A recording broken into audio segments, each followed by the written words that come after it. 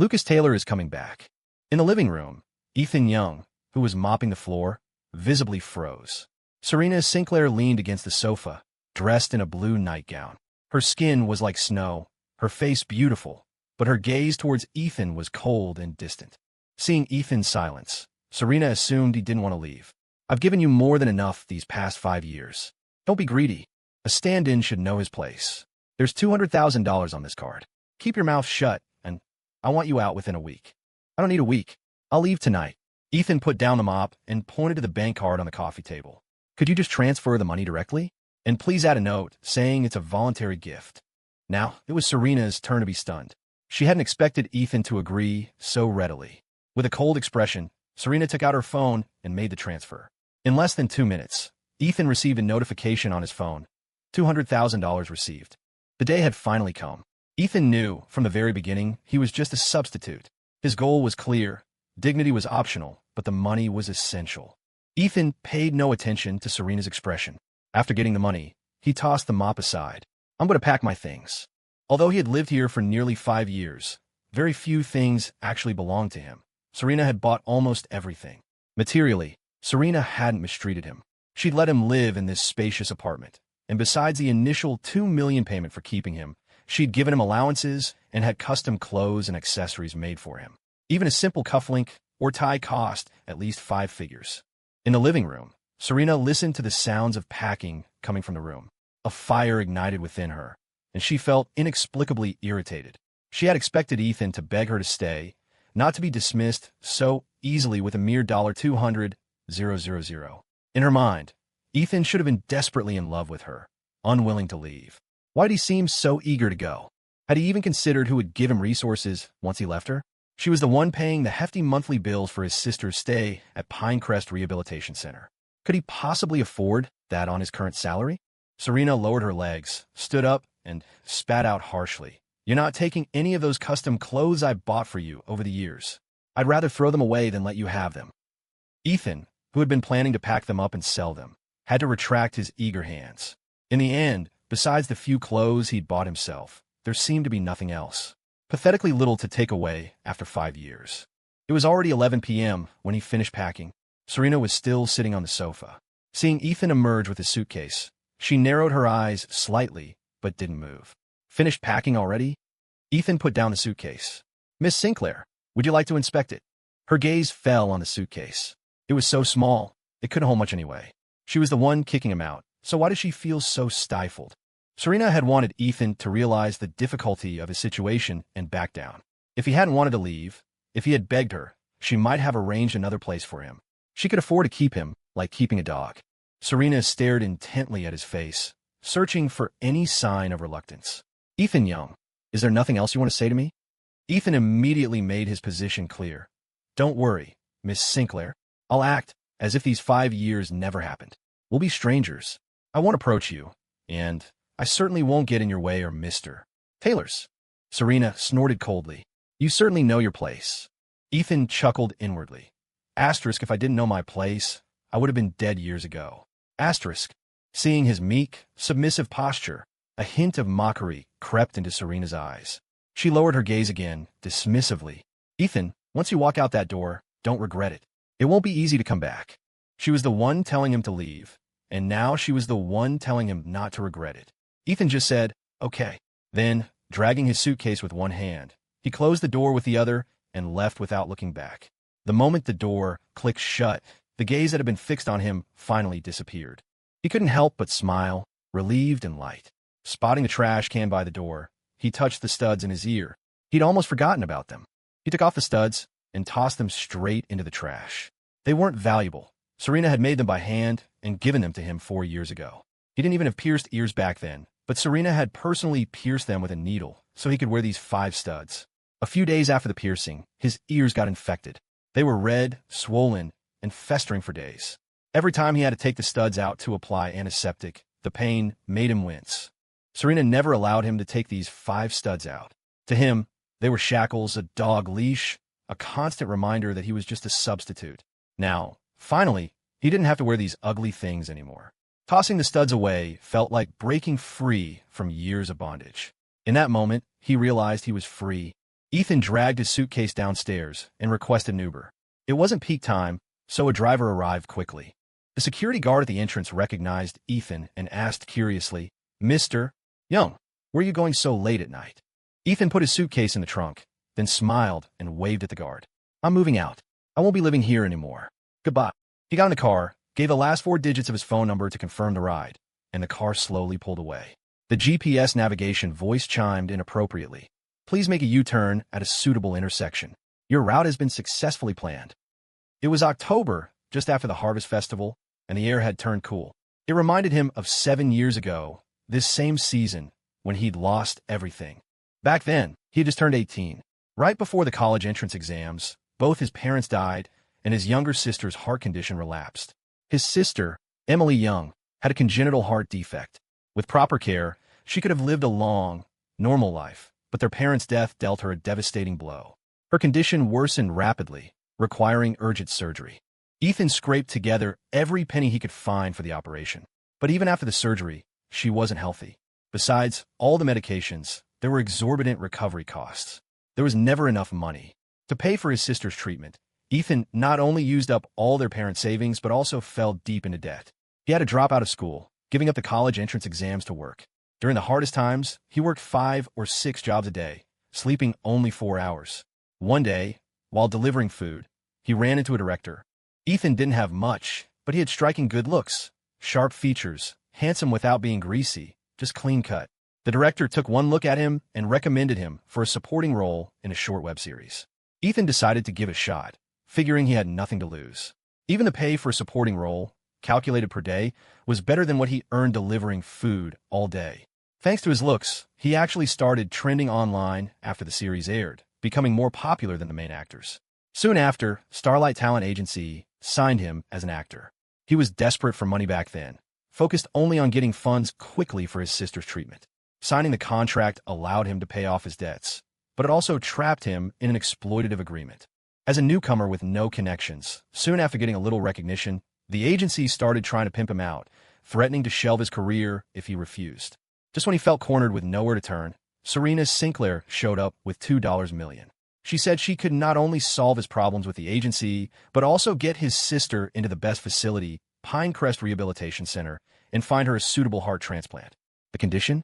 He had to stay by her side for 5 years and obediently play the role of a stand-in. Serena had a first love, a childhood sweetheart named Lucas Taylor. Ethan bore a resemblance to Lucas, about 50 or 60% initially. Over the years, under Serena's constant training, the resemblance had increased to about 70%. Lucas was frail and pale, so Serena would make Ethan give blood, take ice-cold baths, and even stand outside shirtless in the snow as punishment. Lucas had 5 ear piercings, so Serena pierced Ethan's ears herself with a needle. Whatever color Lucas dyed his hair, she immediately made Ethan dye his the same way, replicating him perfectly. Ethan never resisted, only praying silently that Lucas, living abroad, wouldn't do anything too crazy. Dyeing hair and getting piercings were things he could copy. But what if Lucas got a tattoo, broke a leg, went blind, or deaf?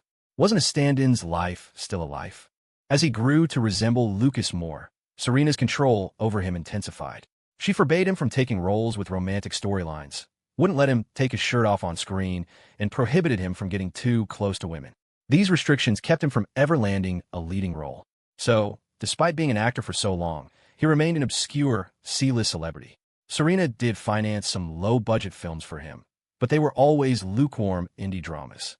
Serena couldn't stand seeing him gain popularity. If Ethan received positive comments online, attracted attention, or was praised by directors or colleagues, Serena would order him home and make him kneel as punishment.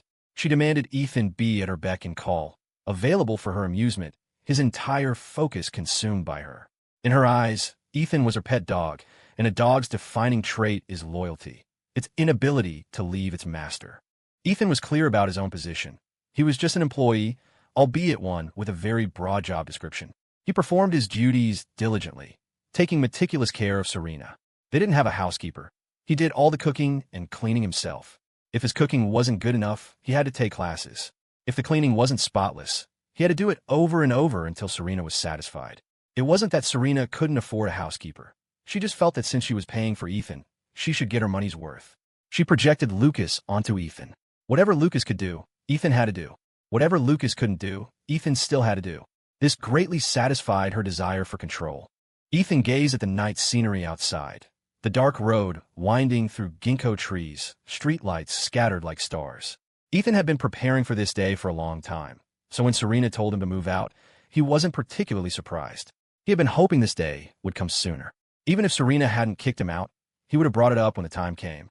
Now, leaving a week earlier than expected, their separation was clean and decisive, calm and uneventful. There couldn't have been a better outcome. Ethan let out a long breath, a smile spreading across his face, his eyes clear and bright. He took out his phone and blocked and deleted Serena and everyone associated with her. Seeing his contacts list finally clean, he felt a profound sense of relief, like escaping a sea of suffering. People have feelings and desires.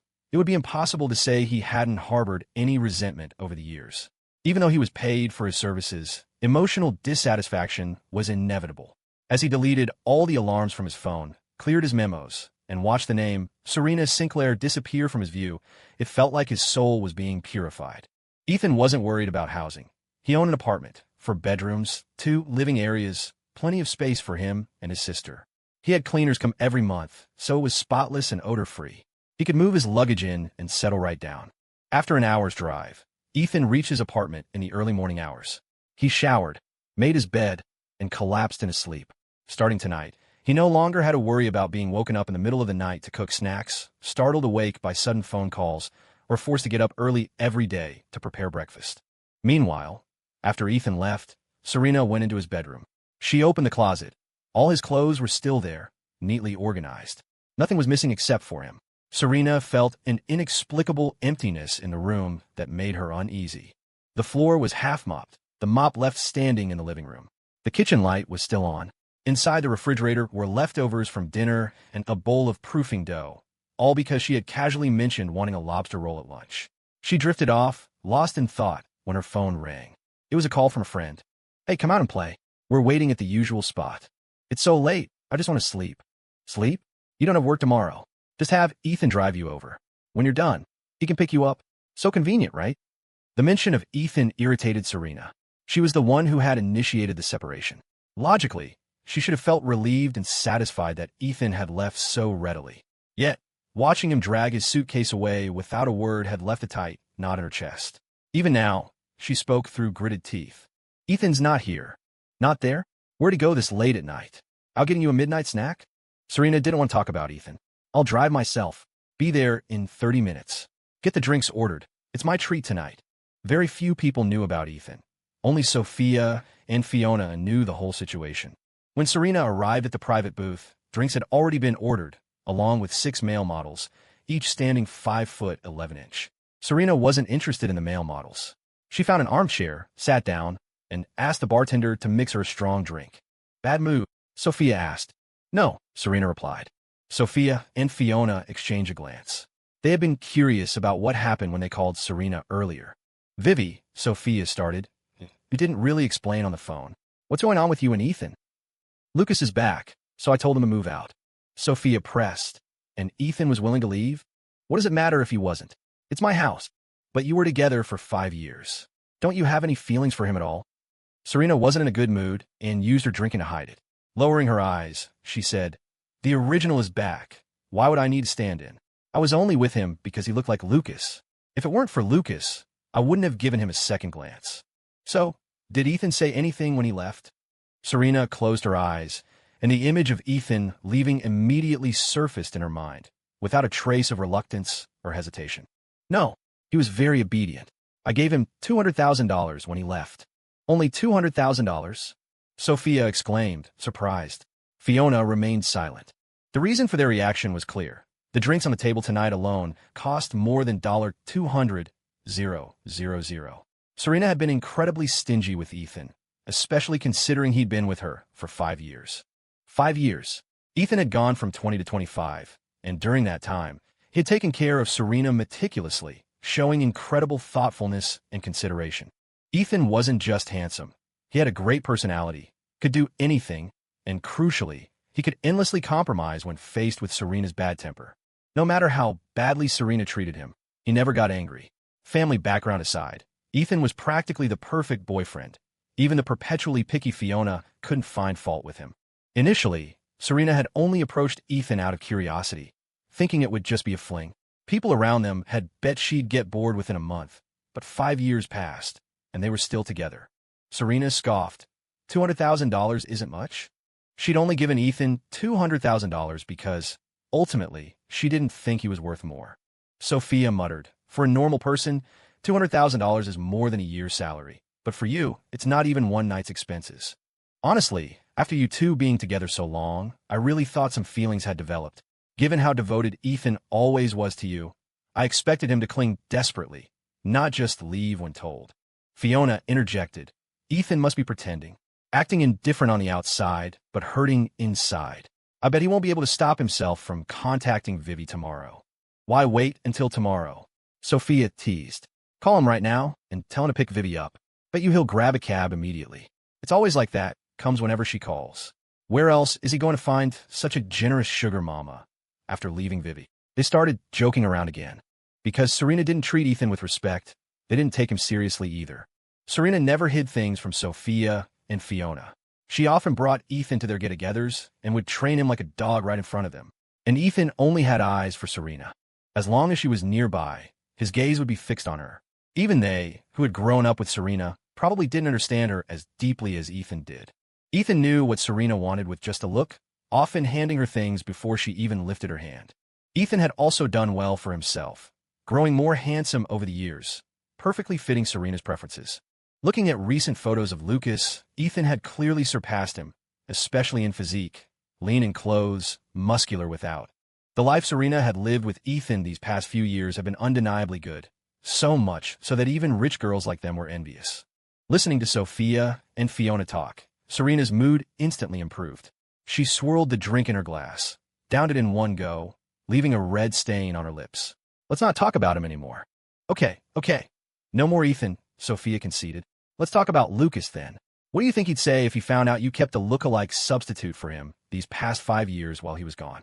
Not many people know about Ethan, but you know how small this circle is. Secrets always get out." Serena shrugged dismissively. "I hope he finds out. I can use Ethan to test him." She and Lucas had grown up together. Their parents had even arranged their engagement when they were kids. The plan was to get married during college, but then Lucas suddenly decided to go abroad, completely disrupting both families' plans. He hadn't even discussed such a huge decision with her, just sorted out the paperwork on his own.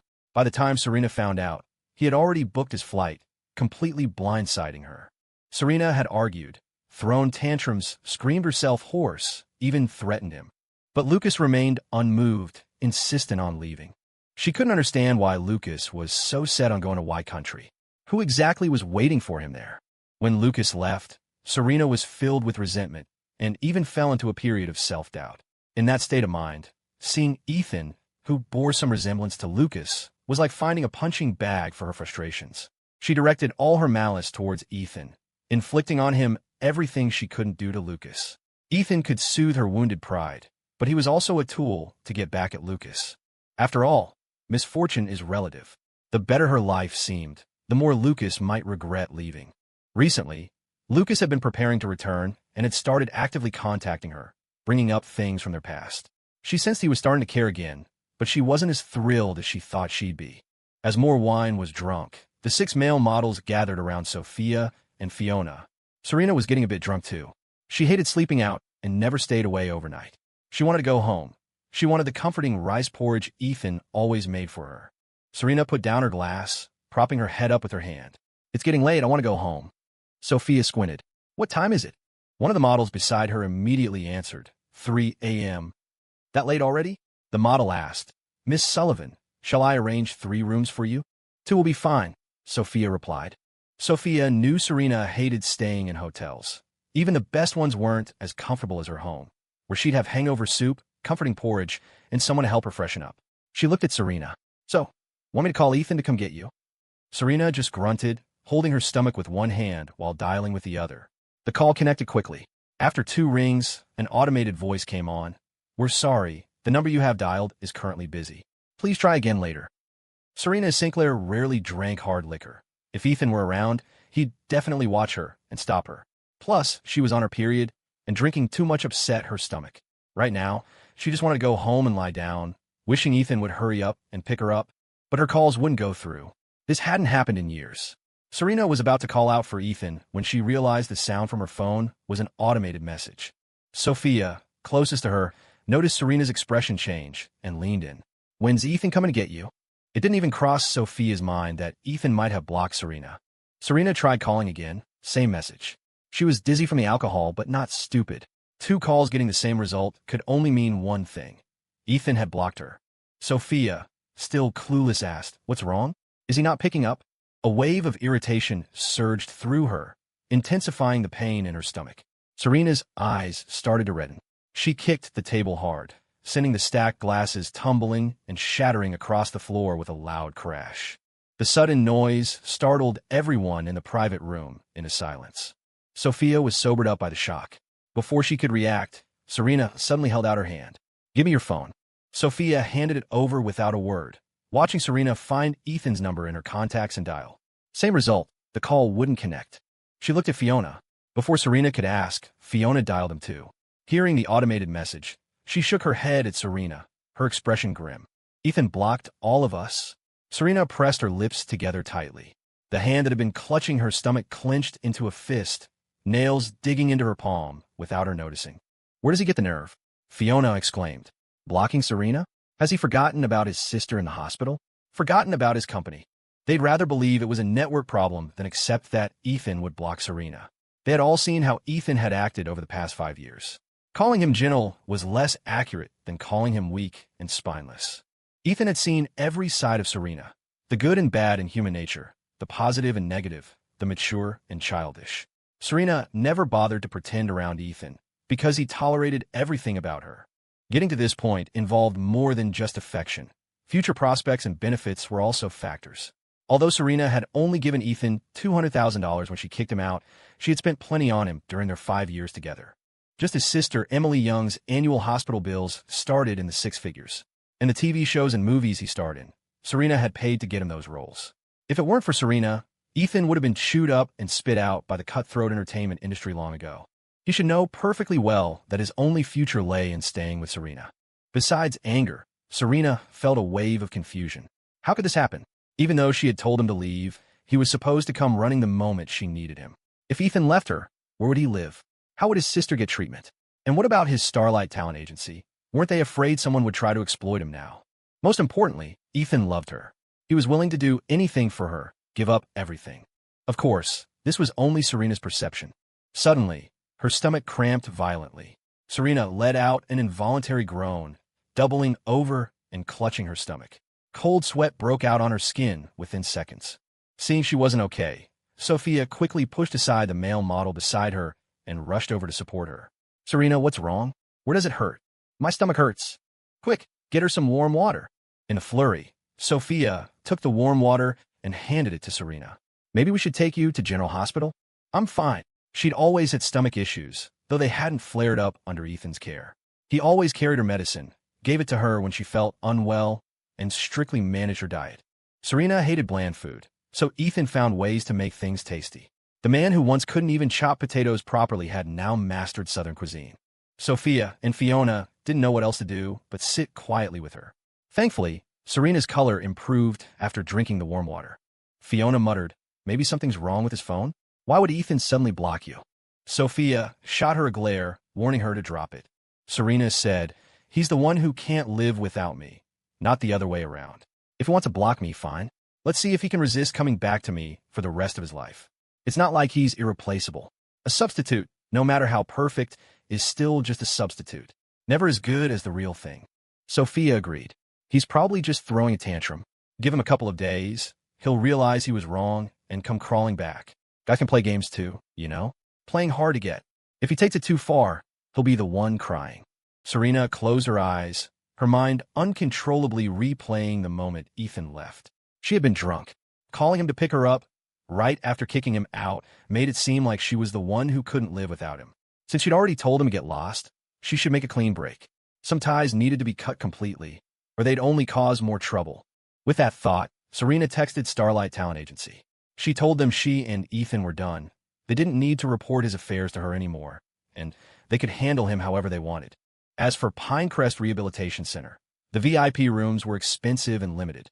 Getting one required not just appointments and waiting lists, but also connections. Ethan's sister, Emily Young, had been staying there for 4 years, receiving the best treatment. Now, she was taking it all back. Serena pushed herself up using the sofa armrest. "I'm heading back," Sophia asked with concern. "Are you feeling better?" "Much better. I just need to go home and sleep it off." "Did you drive yourself?" Serena nodded. "Okay, I'll get a driver for you. Text me when you get home." Sophia and Fiona supported her on either side. Among the three, Serena came from the wealthiest family. If anything happened to her, they couldn't bear the responsibility. Serena got into the car. There was a sharp temperature drop between day and night. At 4 in the morning, it was only 50 degrees Fahrenheit. The car smelled of gasoline and leather. Maybe it was the alcohol, but she felt carsick now. Thankfully, home wasn't far, only about half an hour away. Serena took the elevator up, stumbling along the way. The alcohol hitting her hard almost made her trip, something that definitely wouldn't have happened if Ethan had been there. Finally, at her door, Serena leaned against the wall to use the fingerprint scanner. Her gaze drifted downwards. Suddenly, her expression froze as if struck by lightning. All thought stopped. Her eyes fixed on the dirty trash can and, just visible inside, an earring. Maybe the alcohol had short-circuited her brain, robbing her of the ability to think straight. Without hesitation, ignoring the filth and stench of the trash can, Serena Sinclair reached in and picked up the stud earrings lying on top. She'd made them herself.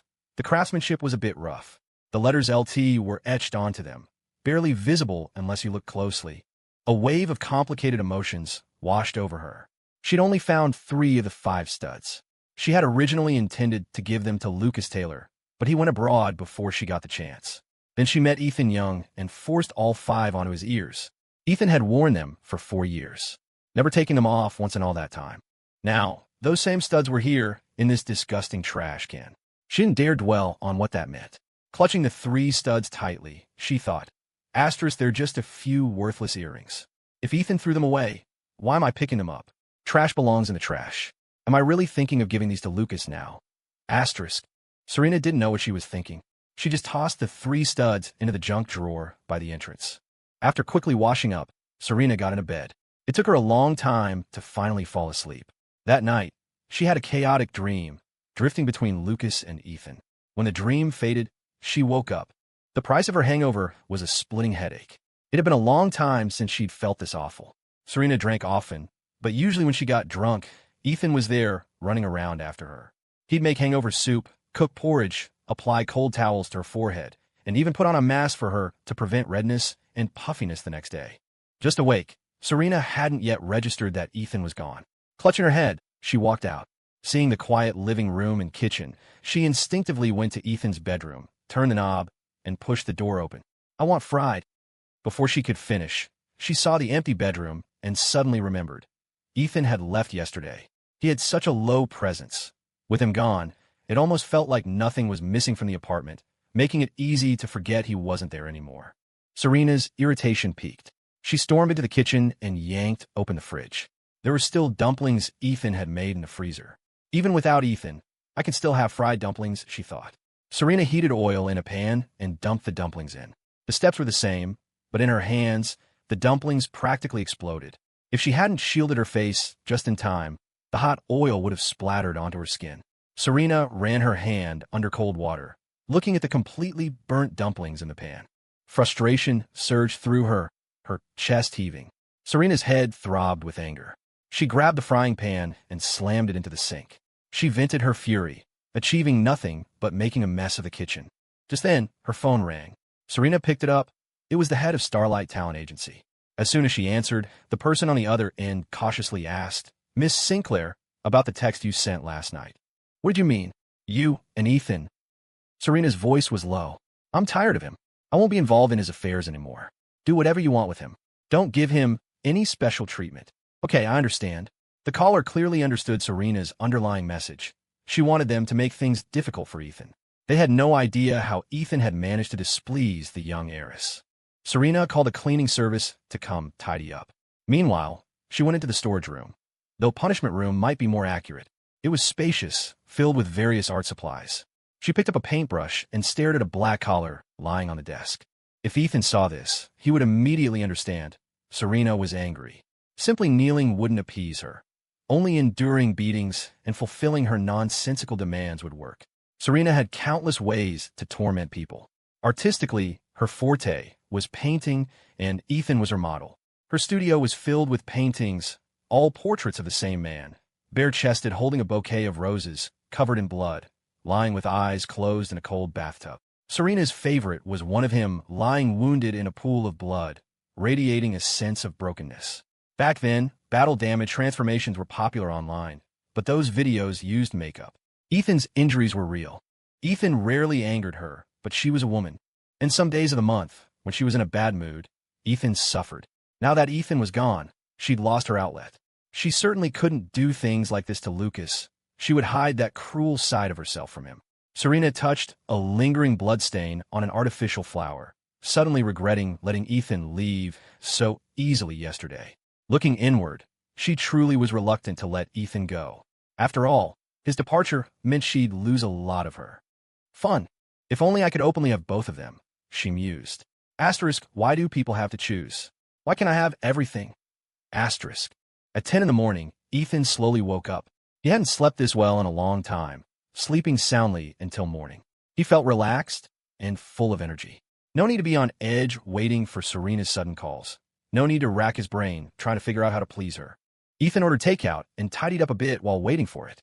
After breakfast, Ethan went out to buy groceries, planning to make a pot of chicken soup to take to his sister. Ethan was a good cook. The aroma of the simmering chicken soup filled the apartment. Besides the soup, he also stir-fried a couple of side dishes and steamed some rice. When he arrived at Pinecrest Rehabilitation Center, Emily Young was drawing. Unlike Serena's fine art, Emily drew manga. She had a real talent for it, and their parents had always supported her hobby when they were still alive. If Emily's condition hadn't worsened, she likely would have become a manga artist by now. Ethan pushed these thoughts aside, put on a smile, and walked into the room.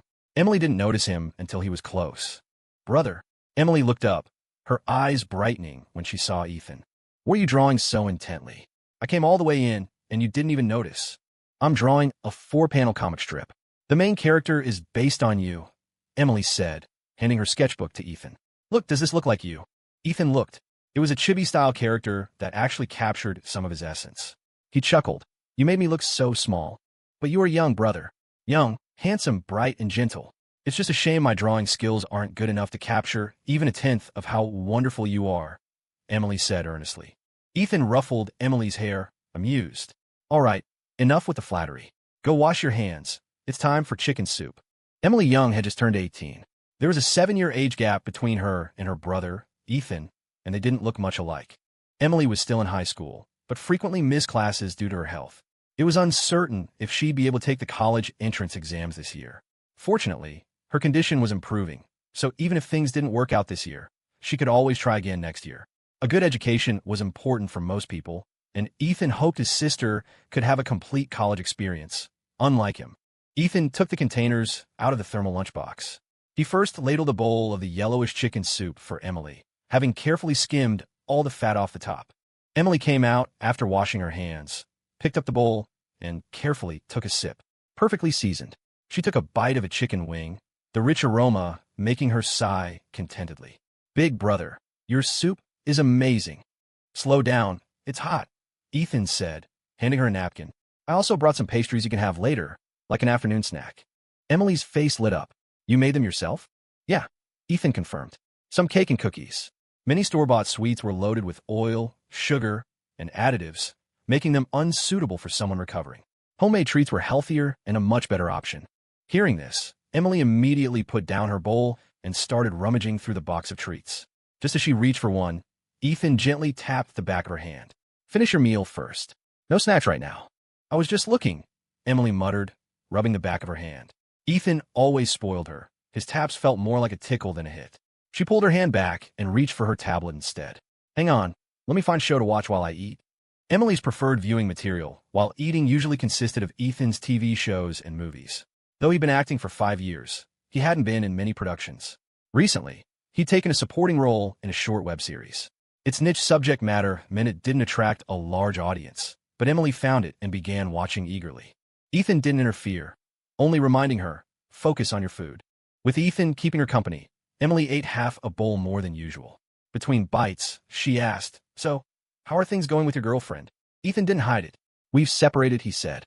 He used the word separated rather than broken up because they had never truly been dating. But he couldn't possibly tell Emily about the arrangement he had with Serena. He had to maintain the pretense that they had been a real couple. Emily didn't show much reaction. After a moment's silence, she said, "Maybe it's for the best. You never seemed happy when you were with her." She added, "You're a great guy, brother. You deserve someone wonderful." As an onlooker, she had clearly sensed Serena's condescension toward her brother. That's why, for the past few years, Emily had been gently encouraging him to end it. Hearing they had actually separated now, Emily felt like running victory laps around the hospital, if only her health permitted. "So, who broke up with whom? Do you still love Serena?" "No," Ethan replied. Seeing how decisively Ethan answered, Emily broke into a wide grin. "You've finally seen the light. It's never too late to cut your losses." "All right, that's enough worrying about my affairs," Ethan chuckled. "It's just, we probably can't afford this private room anymore." "A regular room will be perfectly fine," Emily said quickly. "And don't worry about my health, brother. The doctors say I'm recovering really well. Maybe next year, I'll even be able to go back to school like normal." Ethan replied, "I'll take care of the arrangements then." Ethan had never explicitly explained the details of his relationship with Serena, but Emily wasn't naive. She could infer a lot without needing to ask. Perhaps because she had faced significant challenges at a young age, Emily was remarkably mature and considerate. She never burdened Ethan with any worries beyond her health. Ethan had recently been in a low-budget web series. While the viewership numbers weren't high, it had received many positive reviews. Throughout his 5 years as an actor, Ethan's career had remained lukewarm, with his follower count hovering just around the million mark. Emily was his #1 fan. Every time Ethan had a new project released, she promoted it more actively than he did, posting dozens of times a day on social media. Emily watched Ethan's profile as he took a sip of water. She wasn't just biased. Her brother was genuinely the most handsome man she knew. If only he put more effort into fan engagement, posted a few dashing photos every day, his follower count would have easily surpassed 2 million by now. "Seriously, bro, if you just engage with your fans more, you'd be huge by now." Emily pulled up Ethan's social media profile. His latest promotional post barely had over 1,000 likes. Her own post got better engagement than that. Even worse, some people had apparently unfollowed him after seeing the post, dropping his count from just over 1 million to 999K. It was enough to drive anyone with OCD nuts. Ethan didn't look good in the series. It wasn't that he wasn't photogenic. The director had intentionally made him look unattractive, sallow skin, and outdated hairstyle. Apart from his eyes, there was nothing appealing about his appearance in the role. She remembered how Ethan had once trended online just for a supporting role in a short series, solely based on his striking good looks. But now, watching his recent performances, that former appearance was gone. Some online commenters who had seen his shows even speculated he'd had botched plastic surgery. Ethan never bothered to refute these negative comments, simply letting people speculate. His agency did nothing. His agent didn't intervene. There was no public relations support, and he effectively had no management team. It was as if someone were intentionally trying to dim his shine. The projects Ethan had taken on in recent years were progressively less promising, slowly draining the enthusiasm of his remaining fans. Emily sighed. "What's with the sighing? You're too young for that," Ethan said. "Besides, I never really wanted to be an actor. Fame doesn't matter to me." He earned his money from acting fees, and he hadn't been idle these past 5 years. Through Serena, he'd made valuable connections.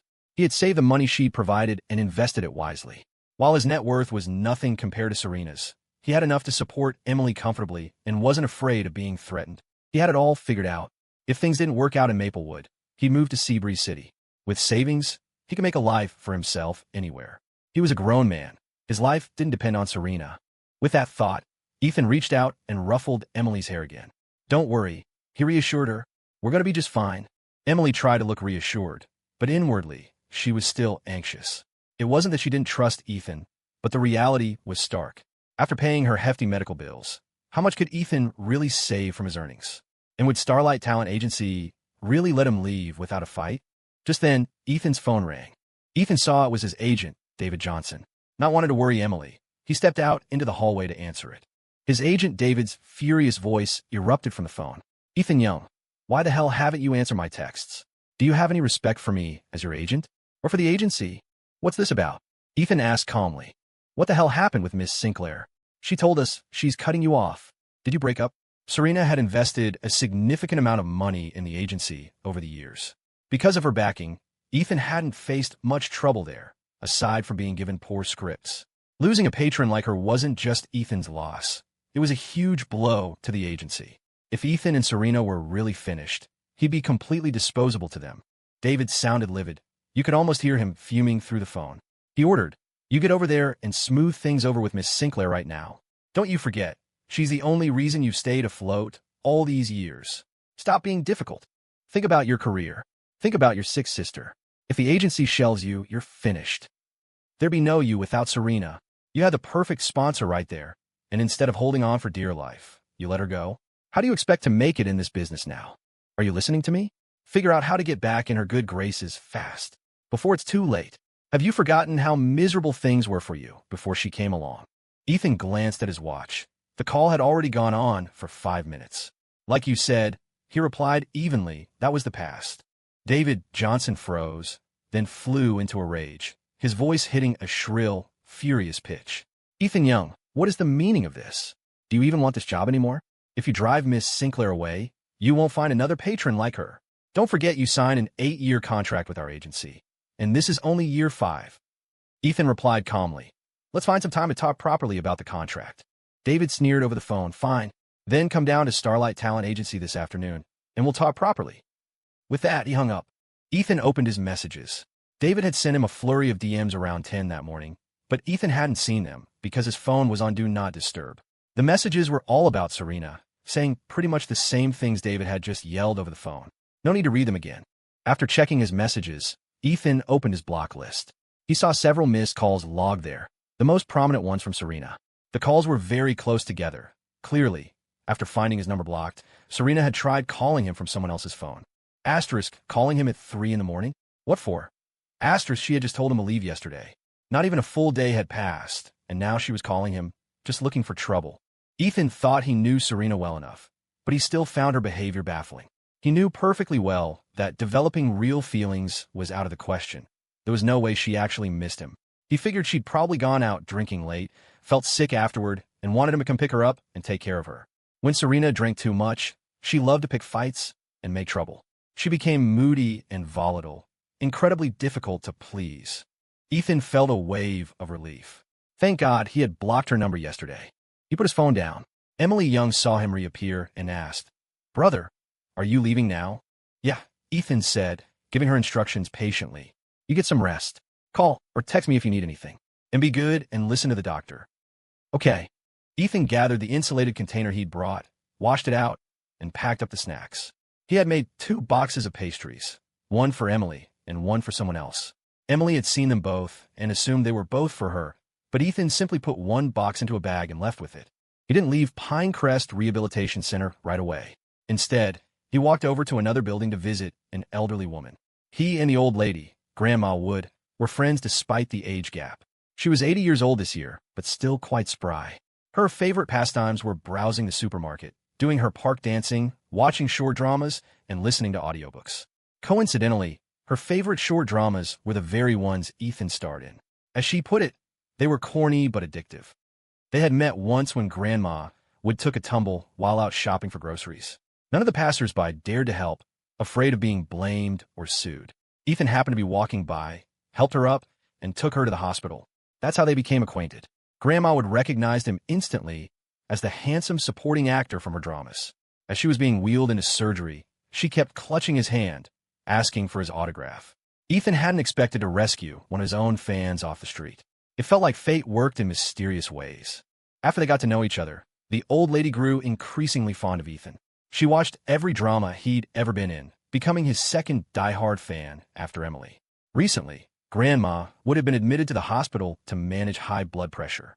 Since Ethan had made some whole wheat cookies, he decided to stop by and visit her. "Grandma Wood, I came to see you. I brought some whole wheat cookies I made. You should be able to eat these." "Ethan, you're finally here. I've been craving your cookies for ages," Grandma Wood exclaimed, overjoyed to see him. "Have you had lunch?" Ethan opened the bag and handed her the cookies. "I've already eaten." Grandma Wood immediately took one out and started munching. "Did you just come from your sister's room?" Ethan nodded with a quiet mm and sat down, only then noticing that one of his short dramas was playing on the room's television. Watching his own work always made Ethan more critical of his acting. The more he watched, the more awkward he felt. What kind of aesthetic does this director have? Making a handsome face like yours look like this? You barely look like yourself, Grandma would complain, a familiar critique Ethan had heard often. He was used to it, but still explained, it's to fit the character. Well, don't take such unflattering roles next time. That wasn't something he could decide. The truth was, while good scripts had come his way over the past 5 years, Serena had complete control over which projects he took on. Even though Ethan's character wasn't very likable, Grandma would watch with relish, her gaze flickering between the TV screen and Ethan's face. "Oh, right, Ethan," she said, her eyes twinkling as she gave him a knowing look. "What have you decided about that matter I mentioned on the phone the other day?" Ethan looked momentarily blank before it dawned on him. Grandma would have been trying to set him up with her granddaughter recently. According to Grandma Wood, her granddaughter, Zara Sinclair, was 28.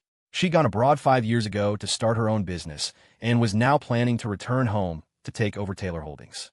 Grandma Wood beamed with pride whenever she talked about her granddaughter, her eyes sparkling. She said Zara had been exceptional since childhood, always top of her class, even the city's top science student back in the day. She was beautiful, had a great figure, and never gave her parents any trouble.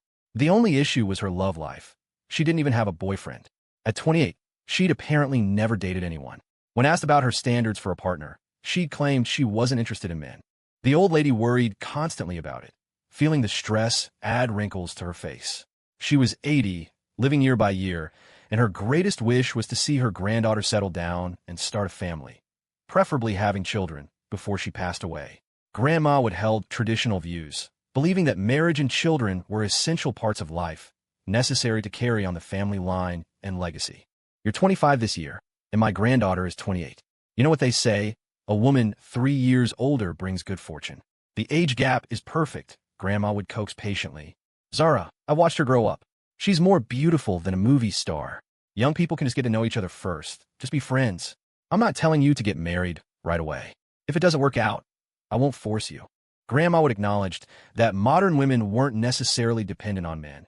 Marriage wasn't a necessity for them, especially for someone as accomplished as Zara. Successful career, wealthy family, becoming a corporate chairwoman at such a young age. Marriage might genuinely hold little appeal for her. Ethan tried to politely decline with a joke. "Your granddaughter is too outstanding. I'm not good enough for her." Grandma would immediately countered. "Who says you're not good enough? I think you're exceptionally good, the best young man I know. It's because you're so wonderful that I want to introduce my best granddaughter to you. Her standards aren't that high. I raised her. I know her type." "What type is that?" "Just your type," Grandma would declared. "Handsome."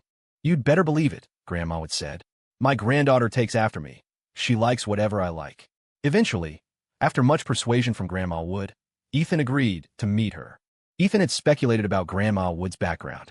Anyone staying in a VIP room and personally attended to by the hospital director had to come from a powerful and influential family. A girl from such a family would never lack suitors. There could be many reasons she wasn't interested in dating. Perhaps her standards were too high, or maybe she genuinely wasn't interested in men. In any case, meeting her wouldn't take much time, and given his own circumstances, she probably wouldn't be interested in him anyway. Grandma would arrange the time and place and notify him by phone once everything was set. By the time Ethan left Grandma Wood, it was already late. He saw a text from David. Out of 50 words, probably 40 were curses, and the remaining 10 asked when he would arrive. Ethan replied with 2 words, "Wait up." David seemed furious, bombarding him with texts and voice messages, even calling him. Ethan ignored them all and simply silenced his phone. It was about a half-hour taxi ride from Pinecrest Rehabilitation Center. When Ethan arrived, Starlight Talent Agency had already closed for the day, so the meeting place had been changed to a coffee shop near the company. David sat with his arms crossed and legs crossed, impatiently glancing at his watch. Unable to vent his frustration elsewhere, he snapped at the cafe staff. Seeing Ethan arrive, David immediately adopted a sarcastic tone. Well, look who finally decided to show up. Mr. Busy." Ethan hadn't come empty-handed. He brought a document, a copy of the contract termination agreement he had printed earlier that morning. He placed it on the table and got straight to the point. "I want to terminate my contract." David was stunned by Ethan's move. The Ethan he knew was submissive and weak-willed, never challenging any company arrangements, incredibly easy to bully.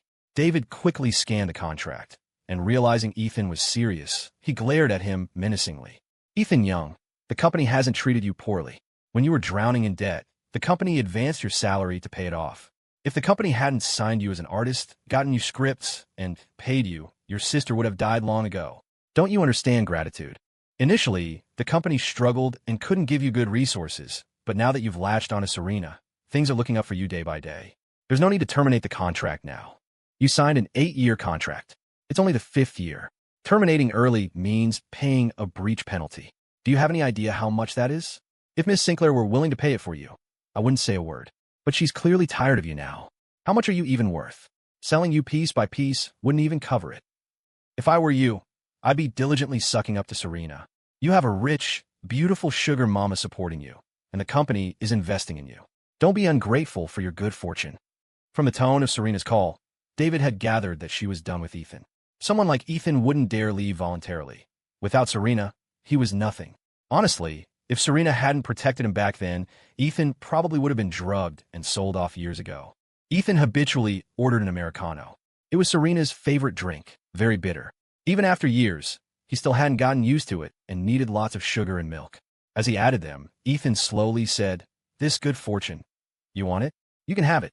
Seeing that neither threats nor persuasion worked on Ethan, David sneered.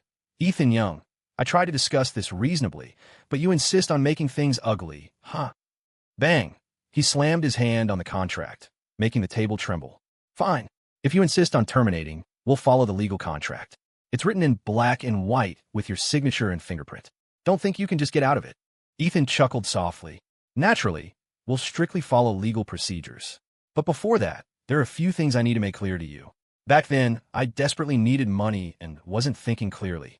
I was tricked by certain unscrupulous people into signing some unreasonable contracts. Do you really naive enough to believe that Hollywood agency contracts can just be filled out arbitrarily, signed by someone, and automatically be legally binding?" David wasn't just his manager. He was also a shareholder in the company. There weren't many good people at Starlight Talent Agency.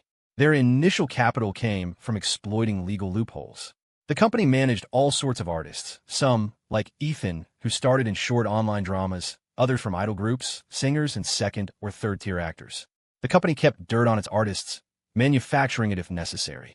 If any artist showed the slightest resistance, they were threatened with being shelved or hit with astronomical penalties. Ethan himself had been tricked into joining the company initially, partly due to his ignorance of contracts, partly out of desperation. It was a case of clutching at straws. Only after signing did he realize the true nature of the exploitative contract from a ruthless company. Every clause was brutal. No escape clause was ever this harsh. Obligations and rights should be balanced, Ethan continued. Such a high penalty fee must be calculated based on my earnings, commercial value, endorsements, resource allocation, the company's investment in my image, promotion, publicity, and efforts in managing negative PR.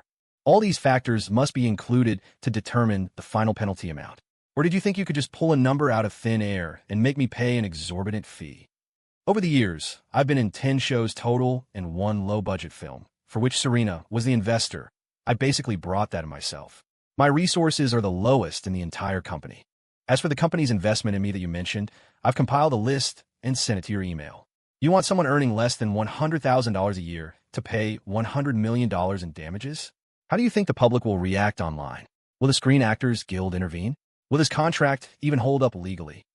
Ethan didn't earn much as an actor. Serena intentionally suppressed his potential, ensuring many scripts never reached him, which was why his resources dwindled year after year. Ironically, this now made it easier for him to leave. Ethan might have been naive at first, but he wasn't anymore. He hadn't remained foolishly stagnant. He had planned his exit long ago, anticipating a dispute with the agency and preparing for a tough fight. Over the past 5 years, leveraging Serena's fame and status, he had secretly gathered substantial incriminating evidence against the company. David's face turned ugly. He had drafted the contract. He knew better than anyone that its clauses wouldn't stand up to scrutiny. A chill ran down his spine, and he looked at Ethan with a newfound wariness, as if seeing him for the first time. Just as he was trying to figure out how to regain control, Ethan dropped an even bigger bombshell. "David Johnson, I'm not feeling very balanced right now, emotionally unstable. If you try to pressure me with this penalty fee, I'm afraid I might lose control and do something drastic. For example, concerning the company's tax issues, the scandals involving its artists, and numerous illegal activities I can't even count, like illegal fundraising, forcing minors into illicit activities, and so on. With every word Ethan spoke, David's face darkened another shade. His initial confidence evaporated, replaced by panic. Cold sweat broke out on his back. Was Ethan bluffing, trying to bait him into admitting something? The company had many skeletons in its closet, but they were buried deep. He couldn't believe someone like Ethan, with no background, could have uncovered anything significant. Trying to regain composure, David's lip twitched. Who do you think you're bluffing, Ethan Young? Ethan saw the panic in David's eyes despite his attempt at nonchalance. He calmly took a sip of his coffee, then said deliberately, "Last month, Seabreeze City Hotel. You took a group of trainees there, acting as a pimp. Last May, artist Lou committed suicide at home. Remember the suicide note on her computer? And the high school student who jumped off a building? You tried to lure him into becoming an idol. What happened after that?" With each example, Ethan tapped his index finger on the table. The sound wasn't loud, but felt piercing, as if drilling through David's ears and grabbing his brain. David's scalp tingled. He couldn't maintain his composure any longer and instinctively reached for his phone. Ethan said flatly, "It's too late to clean up the mess." He continued, "Guess how much evidence I've gathered over the past 5 years. I'm not the only one you've exploited. How many people have photos, recordings, videos? Forget just you. Your financial backers will be implicated too. Once this gets out and the FBI gets involved, it won't just be about money anymore. Right now, I'm still willing to sit here and talk this through calmly. You can take your time. Think about it. Think long and hard. How much leverage did Ethan Young actually have? What could he achieve with it?" As an insider, David Johnson knew all too well the dirty secrets behind the company. He didn't dare dwell on it. The more he thought, the more afraid he became. Cold sweat dripped down his back. He picked up the steaming coffee in front of him, intended to take a sip to calm down, but it was too hot. He flinched, knocking the scalding liquid all over himself. As he stood up to wipe it off, his foot caught on the chair leg, and he tumbled to the ground. David scrambled around clumsily, looking like a character in a silent comedy. His eyes red from the fall, David sat on the floor and looked up at Ethan. Ethan looked down at him condescendingly, a faint smile playing on his lips, his eyes holding a darkness that seemed out of place for his age. David felt like a monkey being put on display for amusement. He scrambled nervously to his feet, unsure whether to stand or sit, his gaze fixed blankly on the contract on the table. David never imagined things would come to this point, tearing away all pretense. "I really underestimated you, Ethan. Sign it." Ethan couldn't be bothered with small talk. "Given your current position in the company, you can sign this directly without needing to notify anyone else." David hesitated, mentally calculating the odds of regaining control over Ethan. Ethan leaned back relaxedly against the chair, his fingers interlaced on the table. "Serena and I have broken up. So, do you terminate the contract with someone like me, who's supposedly worthless now, or do you choose to fight me head-on, ensuring mutual destruction? Think carefully. I'm just one person. I have nothing to lose. But you guys are different. Let me see. How many people are involved? Boss Lee, Manager Zhang, Boss Liu from the Liu Group, Boss Wang, Director. How exactly will you bear the wrath of these backers when they get dragged into this?" David remembered what Serena had said that morning. She had made it clear. She was tired of Ethan. David calmed down and thought seriously. Ethan held grudges. Well, if David were in his shoes, he'd hold a grudge too. Ethan hadn't been treated well at the company over the years. Initially, they treated him like a male model, expecting him to entertain clients with drinks and potentially more, but Ethan had always resisted. Later, he got lucky and met Serena. Under her patronage, although the company prospered, Ethan received the worst resources. Everyone at the company treated him like a free resource to be exploited. Now that Serena was tired of Ethan, his usefulness had certainly diminished, but he still had his looks. Many people were attracted to his type. David's original plan, if he couldn't win back the wealthy Serena, was to find Ethan a new sponsor. But now Ethan was refusing to play along and demanding to terminate his contract. David hated being threatened. But now, with Ethan holding so much leverage, he had no choice but to calmly analyze how to minimize the risk. What choice would ensure his own safety? After thinking it over and over, he realized the only way to emerge unscathed was to go along with Ethan. He met Ethan's deep, unreadable eyes and thought about how Ethan had acted around Serena all these years, completely obedient, seemingly weak and incompetent. It was all an act, apparently. He'd been hiding his true intentions, fooling everyone. Finally, David borrowed a pen from the waiter and, with a trembling hand, signed the termination agreement. Ethan stood up, put away the agreement, and patted David's shoulder cheerfully as he left. "Thanks for taking care of me all these years." David stiffened abruptly, clenching his jaw, his face turning livid. It was already dark when Ethan left the coffee shop. Not long after he got home, he received a voice message from Grandma Wood. "Ciao, Che. I've spoken with my granddaughter. We've arranged it for next Friday. Are you free then?" "Okay, Friday it is." There were still 6 days until next Friday. Having just terminated his contract, Ethan had plenty of free time. Day 1 away from Serena, Ethan had successfully terminated his contract. The heavy weight he carried for years instantly vanished. He felt content and grounded. He never knew a day could pass so easily, that life could feel so relaxed. Even the trash cans on the street seemed well-behaved. In stark contrast, Serena spent her first day, without him, with a stomach ache, ordering takeout porridge all day. At 8 in the evening, Sophia Sullivan video called her, asking how she was feeling, if she was unwell. Serena looked awful, whether from illness or anger, it was hard to tell. Sitting on the sofa, her voice was hoarse. "I'm okay. If it's really bad, you should go to General Hospital. I know what I'm doing." Perhaps because she was sick, Serena didn't feel much like talking. Her voice was languid. Sophia didn't notice anything particularly wrong and continued chatting, somehow bringing up Ethan again. "Has Ethan contacted you?" Only a day had passed, but it felt like much longer to her. "No." Serena's tone was flat, making it impossible to guess her thoughts. Serena's loss of control yesterday was mostly attributable to alcohol. People lose control when they're drunk. It wasn't because she couldn't bear to part with Ethan. If anyone couldn't bear it, it should be Ethan who couldn't bear to leave her. Sophia said, "He's probably just throwing a tantrum because you kicked him out. But someone like him can't keep up the act for long. At his agency, Starlight Talent, who's going to invest in him or give him resources now that he doesn't have you? If it weren't for you all these years, he would have been devoured by that company, not even bones left. I guarantee, within a week, he'll come crawling back to you, begging for forgiveness." Serena thought the same. Once Ethan had sulked enough, he would come back to her on his own. Ethan's actions this time were certainly surprising.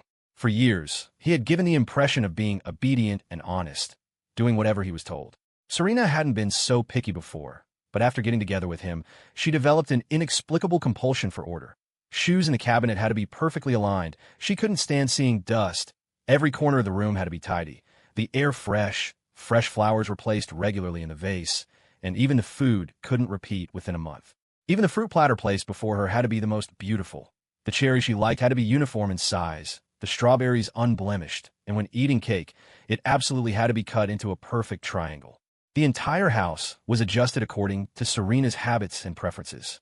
Under Ethan's meticulous care, Serena's life these past few years had been comfortable and well cared for. It sounded absurd, but Ethan had indeed perfectly executed every single detail. If Lucas hadn't come back, Serena really wouldn't have had the heart to kick Ethan out. If it were Lucas, he definitely wouldn't be as attentive as Ethan. But liking someone wasn't about whether they could do these things. After all, she wasn't dating a servant. Now that she was with Lucas, she couldn't bear to get angry at him, let alone have him do such chores. When it came to people she liked, Serena had a clear double standard. Sophia watched Serena sink into thought on the video call and tentatively asked, Wei, actually, you do feel a bit reluctant to let Ethan go, don't you?" "I'm just not used to it." Serena took a deep breath and shared her true feelings with Sophia. "I told Ethan to move out, not to just block me without a word." Subconsciously, even if Ethan left her, he was still supposed to be her dog, coming when called and leaving when dismissed. Only she had the right to block him. How dare he? Did he think he was worthy? Serena couldn't forget Lucas, yet she couldn't let go of Ethan either. Ultimately, she was just making the same mistake many men make, like that line from TV shows. She certainly wasn't the only one capable of having feelings for two people. She could love someone's soul and also desire someone's body. The two weren't mutually exclusive. Serena had been the one to kick Ethan out, but ironically, she was the one struggling to adjust. When a stomach ache flared up, Serena went looking for her usual medicine, searching for a long time without finding it. Details like her specific medication, necessitated by her allergies, were things Ethan always remembered, even better than she did. Listening to Sophia chatter lifted Serena's spirits considerably, and even her stomach ache lessened. But Serena knew Sophia was likely just consoling her because of the Sinclair family standing. Some words of comfort were meant to be heard, not necessarily believed. Sophia had a gut feeling that Ethan was serious this time, suspecting Serena hadn't yet grasped the gravity of the situation. It's often said that those involved can't see clearly, while bystanders can. No matter how difficult Serena had been in the past, Ethan had never gone so far as to block her. It was like when people throw things in anger. They usually smash worthless items, always leaving themselves a way back. If Ethan couldn't truly bear to leave Serena, he wouldn't have taken such a drastic step. He knew Serena's temperament. Blocking her meant extinguishing any possibility between them. A thought struck Sophia. Was it possible Ethan didn't actually like Serena that much? Maybe they had just assumed he couldn't live without her. If a week passed and Ethan didn't reach out, would Serena even care? In this relationship, who truly couldn't leave whom? And who was playing games with whom? Clearly, Serena hadn't considered these deeper questions. She remained self-assured, confidently waiting for Ethan to come crawling back to her. In her view, Ethan was just some poor kid devoted to his sick sister, willing to do anything for money. Therefore, all she needed to do was hit him where it hurt. First, cut off his income, and second, ensure his sister couldn't get treatment. Serena was certain Ethan would contact her eventually. When he did, she planned to punish him thoroughly for the audacity of blocking her. She considered this week a short break for him. Most people disciplined others with a slap followed by a sweet gesture, but Serena preferred to offer the sweet first, followed by endless slaps. After her chat with Sophia, Serena put down her phone and went to take a shower. When she came out, she saw a new text message notification. Her first instinct was that it was from Ethan. Tapping on it, she saw it wasn't Ethan, but Lucas Taylor. Serena, I'm flying back the day after tomorrow. Will you meet me at the airport? I want to see you. Serena instinctively tightened her grip on her phone. That evening, Ethan went to the supermarket and bought ingredients for hot pot. It had been a long time since he'd made it for himself at home. Serena disliked hot pot, and naturally, Ethan wasn't allowed to touch anything she didn't like. Ethan bought everything he craved. Eating hot pot alone didn't feel lonely. Instead, it felt liberating. At home, watching TV, he savored each bite of meat and vegetables with deep satisfaction. His tastes were the polar opposite of Serena's. She preferred bland flavors, leaning towards Southern cuisine, while Ethan loved spicy food, especially spicy barbecue. Serena had always been strict about his diet, forbidding him from eating too much or gaining weight, because her idealized crush, Lucas Taylor, was very thin. When he first got together with Serena, he'd been robust, a well-built 6 feet 2 inches man with solid muscle. But later, in an effort to make him resemble Lucas, she had molded him into more of a pretty boy. The transformation, coupled with frequent blood draws, had left him poorly nourished and hypoglycemic. Thankfully, he was finally free of her. From now on, he could eat whatever he wanted, do whatever he pleased. He resolved to be happy every day, to regain his health, and to stop being a carbon copy of someone else. Ethan leisurely enjoyed his hot pot for over an hour. Rubbing his full stomach, he stretched out on the sofa to relax. Picking up his phone to check the time, he noticed a friend request in his messages. It was from a user named Zara with a plain black profile picture. Ethan glanced down at the request message. 2 simple words, blind date. Ethan immediately thought of the granddaughter Grandma would had set him up with. Grandma would always refer to her either as her eldest granddaughter or just Zara, so he hadn't actually learned her full name. Ethan accepted the request. The timestamp showed it had been sent an hour ago. It was already 10 p.m. She was probably asleep by now. Just as Ethan was about to put his phone down, a message popped up from her. Hello, I'm Zara Sinclair, the blind date. Hi, I'm Ethan Young. The awkwardness was palpable even through the screen. It was Ethan's first time in this situation, and he wasn't sure how to continue the conversation. Ethan clicked on her profile, but her feed was set to show only the last 3 days of activity. He guessed she was probably a very private person.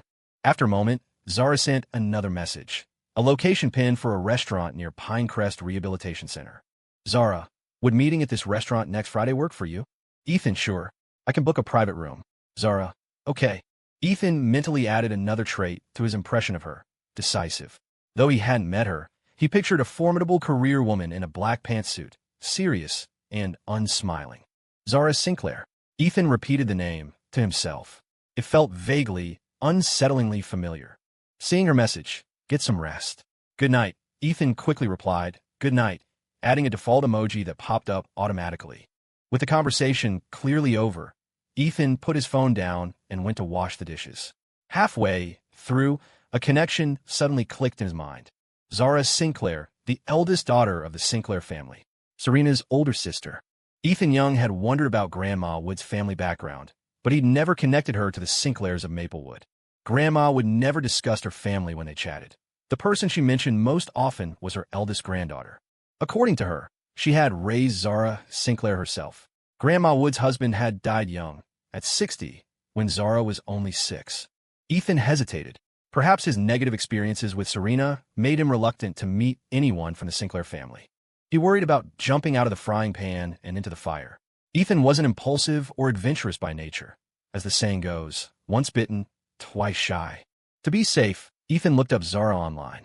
She had been abroad for nearly 6 years, and there wasn't much information about her. The most notable item was from an SAT exam several years prior. In the blurry photo, a young woman with a high ponytail gazed calmly at the camera. Her figure was slim, and even in the indistinct picture, her fine bone structure and expressive features were evident. Ethan racked his brain, tried to recall anything about Zara. He thought about it late into the night, but came up empty. One thing was clear, though: Serena and her sister didn't have a good relationship. In the past 5 years, Serena had mentioned her parents, classmates, and friends, but never her sister. In fact, she seemed actively resistant to any mention of her. Ethan recalled the charity gala Serena had taken him to. When someone casually mentioned Zara Sinclair, Serena's expression had instantly darkened. Ethan thought he could guess some of the reasons for Serena's dislike. Zara grew up with their grandmother and had little contact with Serena, so the sisters hadn't developed much of a bond. Then there was the inevitable comparison. Compared to Zara, who had excelled since childhood, Serena fell short. Her grades weren't as good, her abilities less remarkable. Zara had spent 6 years abroad handling business and took over Taylor Holdings immediately upon her return. The gap between them would only widen. Serena was highly competitive. Facing a sister she couldn't measure up to in any way, it was natural she'd feel resentful. Thinking about Serena's likely frustration with Zara, Ethan's interest in Zara grew. He wanted to find out what she was really like. His perspective shifted quickly. Ethan closed his eyes, feeling strangely at ease, and soon fell asleep. The first day after Ethan left, Serena had a stomachache all day. She ate plain congee, but everything tasted bland. The second day, she overslept. There was no breakfast waiting for her when she got up, and while waiting for delivery, her blood sugar suddenly dropped, nearly causing her to faint. She ordered takeout for 2 days from her usual restaurant. It wasn't bad, but it just didn't taste as good as Ethan's cooking. Her period, which had been ending, started up again due to her stress over the past 2 days. She also broke out with a pimple and couldn't find her usual medication. Serena had never imagined Ethan's absence would throw her off so much. Nothing seemed to go right. The triumphant feeling she'd expected wasn't there. Instead, everything felt like a mess. If she had known, she wouldn't have been in such a hurry to push Ethan away. Things needed to happen gradually, giving her body time to adjust, a buffer period. Without a proper transition, the stark contrast was impossible to handle. If she was having a hard time, Ethan must be having it even worse. She was just struggling with daily inconveniences. Ethan's situation was different. For 5 years, he had lived a high life with her, residing in a penthouse, wearing the finest clothes where even casual outfits cost 5 figures or more. He worked when he felt like it, unlike ordinary people punching a clock daily, chasing perfect attendance, or haggling over pennies at the market. Wasn't everything he ate, wore, and used top of the line? Thanks to her, even his sister had been admitted to the Pinecrest Rehabilitation Center for treatment. Without her, Ethan could never have enjoyed such a lifestyle. The wealth gap creates inherent class differences. She was the one who brought Ethan into the world of the rich, showed him sophistication, exposed him to extravagant luxury and dazzling nightlife. It's hard to go from luxury to simplicity. She'd only given him $200,000. Ethan definitely wouldn't last long. She had coddled Ethan for 5 years, rendering him useless. Apart from starring in a few B-movies, he didn't know how to do anything else. Someone like him, going back to Starlight Talent Agency, would just be exploited. Without her, he'd eventually be chewed up and spat out, left with nothing. Thinking this way, Serena instantly felt much better. Lucas Taylor's flight was scheduled to arrive at Maplewood International Airport around 8:00 p.m. To create the perfect picture of a long-awaited reunion, Serena hired a stylist to apply exquisite makeup, concealing the weariness of the past 2 days. Serena arrived at the airport early. After waiting for nearly half an hour, a figure emerged from the stream of arriving passengers. Lucas wore a camel-colored wool coat over a black turtleneck sweater, simple yet stylish. He traveled light, with only a single suitcase. Lucas had only been 20 when he went abroad. Now, 25, he was around the same age as Ethan, but overall, Ethan clearly possessed more maturity and restraint. After 5 years, Lucas was a little taller, his skin still fair, and he remained slender. It had to be said, Lucas and Ethan looked quite similar, especially the lower half of their faces. As he approached with his head slightly lowered, Serena almost mistook him for Ethan. "Serena, didn't you recognize me?" Lucas asked, standing in front of her, looking helplessly at her blank stare. Serena snapped back to reality. "No, I was just thinking. You haven't changed much in 5 years." "Really?" Lucas's eyes traced Serena's features. He sighed. "You've really changed." Serena asked, "How have I changed?" "You become more beautiful, more mature, and you look more and more like Zara. You really are sisters, after all." Serena didn't notice that when Lucas mentioned Zara, his weary expression brightened. The first part of his comment made her happy, but the second half ruined her mood for the entire day. Serena's feelings about Zara were complicated. When they were young, she'd admired her, thinking she was amazing. Later, as people paid more attention to Zara, Serena grew jealous and afraid of her. Since childhood, she hadn't liked being around Zara. As daughters of the Sinclair family, they were destined to be constantly compared. Life was so unfair. Not only did Zara get a beautiful face, but she also got brains, making Serena feel inferior in every way. The years Zara was away studying abroad were the most relaxing years of Serena's life. If she could, she'd wish Zara would never come back. That way, her parents would only have one daughter, the Sinclair family only one young lady. The entire family would dote only on her, and the family fortune would be all hers. The driver standing beside Serena reached out and took Lucas's suitcase. As they walked, Serena asked, "Have you eaten yet? I made reservations at a Michelin restaurant in Seabreeze City. Let's just head straight there. I ate a little on the plane. Everything's been fine these past few years in Y Country, except the food was terrible. The pork tasted off, the chicken was dry, and they barely used any seasoning. When I first got there, I lived on burgers, but I got sick of steak too." Lucas couldn't help complaining when talking about life abroad. The first thing he wanted to do after returning was have a huge, satisfying meal. Serena scoffed. "Serves you right." Lucas gave a sheepish smile and nudged her gently with his shoulder, just like he used to. "Still mad?" he asked softly. "It was wrong of me not to tell you beforehand. I messed up. I apologize. Punish me however you want. How about this? I'll come over tomorrow and show off my cooking skills." Truthfully, Serena wasn't angry anymore. Although Lucas's sudden departure abroad had been hard to accept, she'd found a substitute to fill the void in the past 5 years. She knew how to adapt and enjoyed life. Besides, she had kept in touch with Lucas frequently over those 5 years. Serena had a difficult personality and a notoriously bad temper. But with Lucas, she summoned all her tolerance and patience. She'd often thought about cutting him off completely, but she'd soon forget her anger and go back to teasing and bantering with him as if nothing had happened. Since Lucas was offering an olive branch, she decided to take it. "What if I don't like your cooking? I'll make my specialty. I guarantee you'll love it." Lucas continued to placate her. "Come on, Your Highness, don't be mad anymore. I'm back for good this time. I'll have plenty of time to spend with you from now on. I'll do whatever you ask." "Fine. Then you have to be available whenever I call for the rest of the month. And tomorrow, you're taking me shopping on Rodeo Drive. On your black card. You really don't hold back, do you? Not even letting me catch my breath." They got into the car and headed to the restaurant. Serena had arranged for the food to be served as soon as they arrived, so they could eat immediately. The table was laden with all of Lucas's favorite dishes. He picked up his knife and fork and began to eat. Even though he was starving, he ate slowly and deliberately. Serena wasn't particularly hungry. She sipped her red wine, quietly watching Lucas across the table. She was looking at Lucas, but thinking of Ethan. Seeing Lucas up close now, she realized they didn't actually look that similar. Ethan's features were noticeably more refined and harmonious. His deep-set eyes gave him a slightly intense look.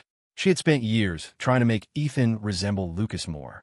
First, she'd changed Ethan's hairstyle from a buzz cut to a longer style, like a boy band member's, that softened his sharp eyes by covering his brows. Then came the skincare routine to lighten his skin, dieting to make him thinner, changing his entire wardrobe. Slowly, he had started to look more and more like Lucas. "What are you thinking about?" Lucas asked, breaking her trance. "You're staring at me without blinking. Is my table manner that bad?" Serena explained, "No, I just didn't sleep well last night." Lucas gave her a knowing look. "Oh, couldn't sleep because you were too excited about picking me up today? Don't flatter yourself." Lucas chuckled, then put down his utensils. "By the way, have you seen Zara?" Serena frowned. "You didn't know Zara's back?" "I was planning to fly back with her, but she booked an earlier first-class flight without telling me. She's been back for 2 days already. I assumed you'd seen her. At the mention of Zara, Serena's expression soured. Haven't seen her. Didn't even know she was back. You haven't been staying on the Upper East Side recently? No. I'm living near Central Park South. If there was one area where Serena felt superior, it was her parents' affection. Zara had been raised by their grandparents and hadn't spent much time at home growing up. Even twins sometimes face unequal treatment, let alone an older daughter raised away from her parents. Although her parents loved Serena more, they were also stricter with her, treating her like a child even though she was 25. When Serena first started supporting Ethan, she still lived at home and would only visit him when she thought of it. But Ethan played his part well. Besides looking like Lucas, he took meticulous care of her daily needs. Gradually, Serena grew tired of her parents' rules and simply moved out to live with Ethan. Lucas couldn't stop talking about Zara, his eyes sparkling. Now that Zara's finally back, they'll probably throw a charity gala for her, right? Did you know she closed a huge M&A deal on Wall Street? She's incredible. I've never met a more impressive woman. And she's only 3 years older than me. In their social circle, Zara was the perfect child everyone else was compared to, outstanding in every way. Lucas had admired her since they were kids. He looked at Serena, sitting opposite him. Both were Sinclair daughters, yet the difference between them felt vast. He and Serena had known each other since they were toddlers, practically grew up together. Their parents had arranged their engagement when they were still in diapers. They attended Phillips Academy together, went to yacht parties together, played together. Getting together romantically as adults had felt natural. Lucas wasn't opposed to marrying Serena. They had the bond of childhood sweethearts, and she was beautiful, arguably the most eligible woman he knew from any angle. Until he really saw Zara. Zara had an air of mystery that made people want to uncover her secrets. Men are explorers at heart, and to Lucas, Zara was like a treasure map. He was always discovering surprising new facets to her personality when he least expected it. Compared to Serena, the impeccably polished heiress, Zara dressed simply and disliked jewelry. On Wall Street, she wore her hair in a low ponytail and regarded everyone with an indifferent gaze, as if no one could truly capture her interest, equally dismissive of all the investment banking elites. Whenever Lucas met her gaze, his heart would race. There was an inexplicable thrill to it. Lucas Taylor preferred Zara Sinclair to her sister, Serena. If an arranged marriage between the families was inevitable, could he choose Zara instead? Lucas agonized over this, trying to find a solution. Their shared history made it impossible for him to reject Serena outright, and breaking off the engagement unilaterally would be a huge embarrassment for both families. So, he opted for distance as a delaying tactic, moving alone to Country Y when he was 20. Serena had screamed and cried over the phone back then, demanding to know what was so great about Country Y. Country Y wasn't great, but Zara was there. No one ever suspected anything between him and Zara. They barely interacted, and Zara had always been coolly indifferent, never giving him a second glance. Life in Country Y hadn't been easy. When he first arrived, everything felt foreign, the customs, the food, the language barrier. He'd slowly endured it all and adapted. Except, Zara remained resolutely indifferent towards him over the years. They barely saw each other, maybe a few times a year. If he didn't initiate contact, she probably would have forgotten he existed. She treated him barely better than a stranger. Even her young assistant seemed closer to her. He could only privately fume and console himself, telling himself it was just a particularly difficult challenge. The more Zara ignored him, the more hopelessly infatuated he became, dreaming constantly of marrying her. Winning over a woman like her felt like conquering a wild beast. The sense of accomplishment would be immense. He figured, no matter how formidable a woman was, once she married, she'd still end up bearing children for her husband. Unable to see Zara, Lucas felt hollow inside, food losing its taste. He put down his utensils and stared across the table at Serena, who seemed lost in thought. Her vaguely similar features offered scant relief for his longing. If only she looked more like her sister, if only Zara were sitting across from him, if only Zara liked him back. The more he dwelled on if only, the deeper his disappointment grew. Lucas sighed inwardly. He'd hoped to get some news about Zara from Serena now that he was back, but she didn't seem to know anything. By the time they finished dinner, it was already 10. Where are you staying tonight? Heading home, Serena asked casually. Could I stay here with you? Would that be okay? Serena was thrilled at the prospect of Lucas staying over and agreed immediately. It wasn't until they reached her apartment building that she suddenly remembered all the things she'd bought for Ethan were still out. Serena hesitated, and Lucas, walking beside her, immediately noticed. "What's wrong?" "Oh, I haven't tidied up recently. It's a bit messy." "I don't mind. Come on, even if it's a total pigsty, I won't judge." Serena had no choice but to steel herself and lead the way. She couldn't very well change her mind now and tell him to leave. On the way up in the elevator, she frantically tried to remember if Ethan had left anything in the living room, dining area, or kitchen. When they finally reached her door, Serena unlocked it and handed Lucas a pair of guest slippers from the shoe cabinet. Lucas took them, glancing around the entryway. "It looks perfectly clean to me. Looks like you have everything you need. Do you live alone, or do you have a housekeeper?" Feeling guilty, Serena slipped on her own slippers. "I had a housekeeper, but she quit recently." "Ah, that explains how tidy it is. So, where will I sleep tonight?" There were 4 bedrooms. Lucas happened to be standing nearest to the one Ethan had used. Serena quickly steered him towards the next door down. "You can take this room. That one's just used for storage. It's a mess." Worried he might accidentally go in there later, Serena waited until Lucas wasn't looking, then quickly locked the door with a key. Lucas didn't seem to notice. He suddenly asked, "Vivi, do you remember my birthday?" Of course, Serena remembered. Every year, she prepared something for Lucas's birthday. Even while he was abroad, she'd send a gift and call him right on time, never missing it. But this year, if Lucas hadn't brought it up, she might have completely forgotten. Lucas's birthday was October 20th, this coming Friday. It was almost here, and she'd actually forgotten such an important date. It was all Ethan's fault. If he hadn't turned her life upside down, she never would have forgotten Lucas's birthday. Better to blame someone else than herself. Thankfully, Lucas had reminded her, giving her a little time to find a present. Serena composed herself, forcing a calm smile. "Of course I remember. Have I ever forgotten your birthday? My family's throwing a birthday party for me. You should bring your friends along." "Okay, I'll round up some people to celebrate with you." They chatted in the living room for a bit longer, then, seeing how late it was, went to their respective rooms. Serena wondered what gift to get Lucas. Custom items would take too long. She'd have to buy something off the shelf. Back in his room, Lucas sat on the bed scrolling through his phone. He opened his chat history with Zara. Zara was cool towards everyone. She rarely replied unless it was important, and even then, her messages were incredibly brief, often just a single word like a kid to end the conversation. He'd been considered quite the catchback in school. Girls were always asking for his number, finding excuses to talk to him, trying to get his attention. Only Zara consistently shut him down. Lucas mulled it over, then, just before midnight, he sent Zara a message. "Zara, it's my birthday this Friday. My family's throwing a party. Any chance you'll be free to come?" It was a simple message, but he agonized over the wording, rereading it countless times before cautiously hitting send. He waited for a long time, but no reply came. She might be asleep, or maybe she hadn't seen it. Lucas felt a pang of disappointment. If there was still no word by morning, he'd ask his family to extend the invitation formally. Perhaps she'd come out of respect for the elders. Perhaps because he had so much on his mind, Lucas slept poorly. Each time he woke, he instinctively reached for his phone, checking if Zara had replied. At 7 in the morning, his phone pinged with a notification. Lucas grabbed it before his eyes were fully open. Seeing it was a reply from Zara, he shot upright, fingers trembling as he tapped the screen. "Busy Friday. Can't make it." Just as he'd expected, his fleeting excitement plummeted. His expression soured as he typed back, frustrated. "What's going on? You're busy the whole day? What about Saturday?" He pressed on, determined to pin her down for a time if she claimed she had none. This time, his message went unanswered.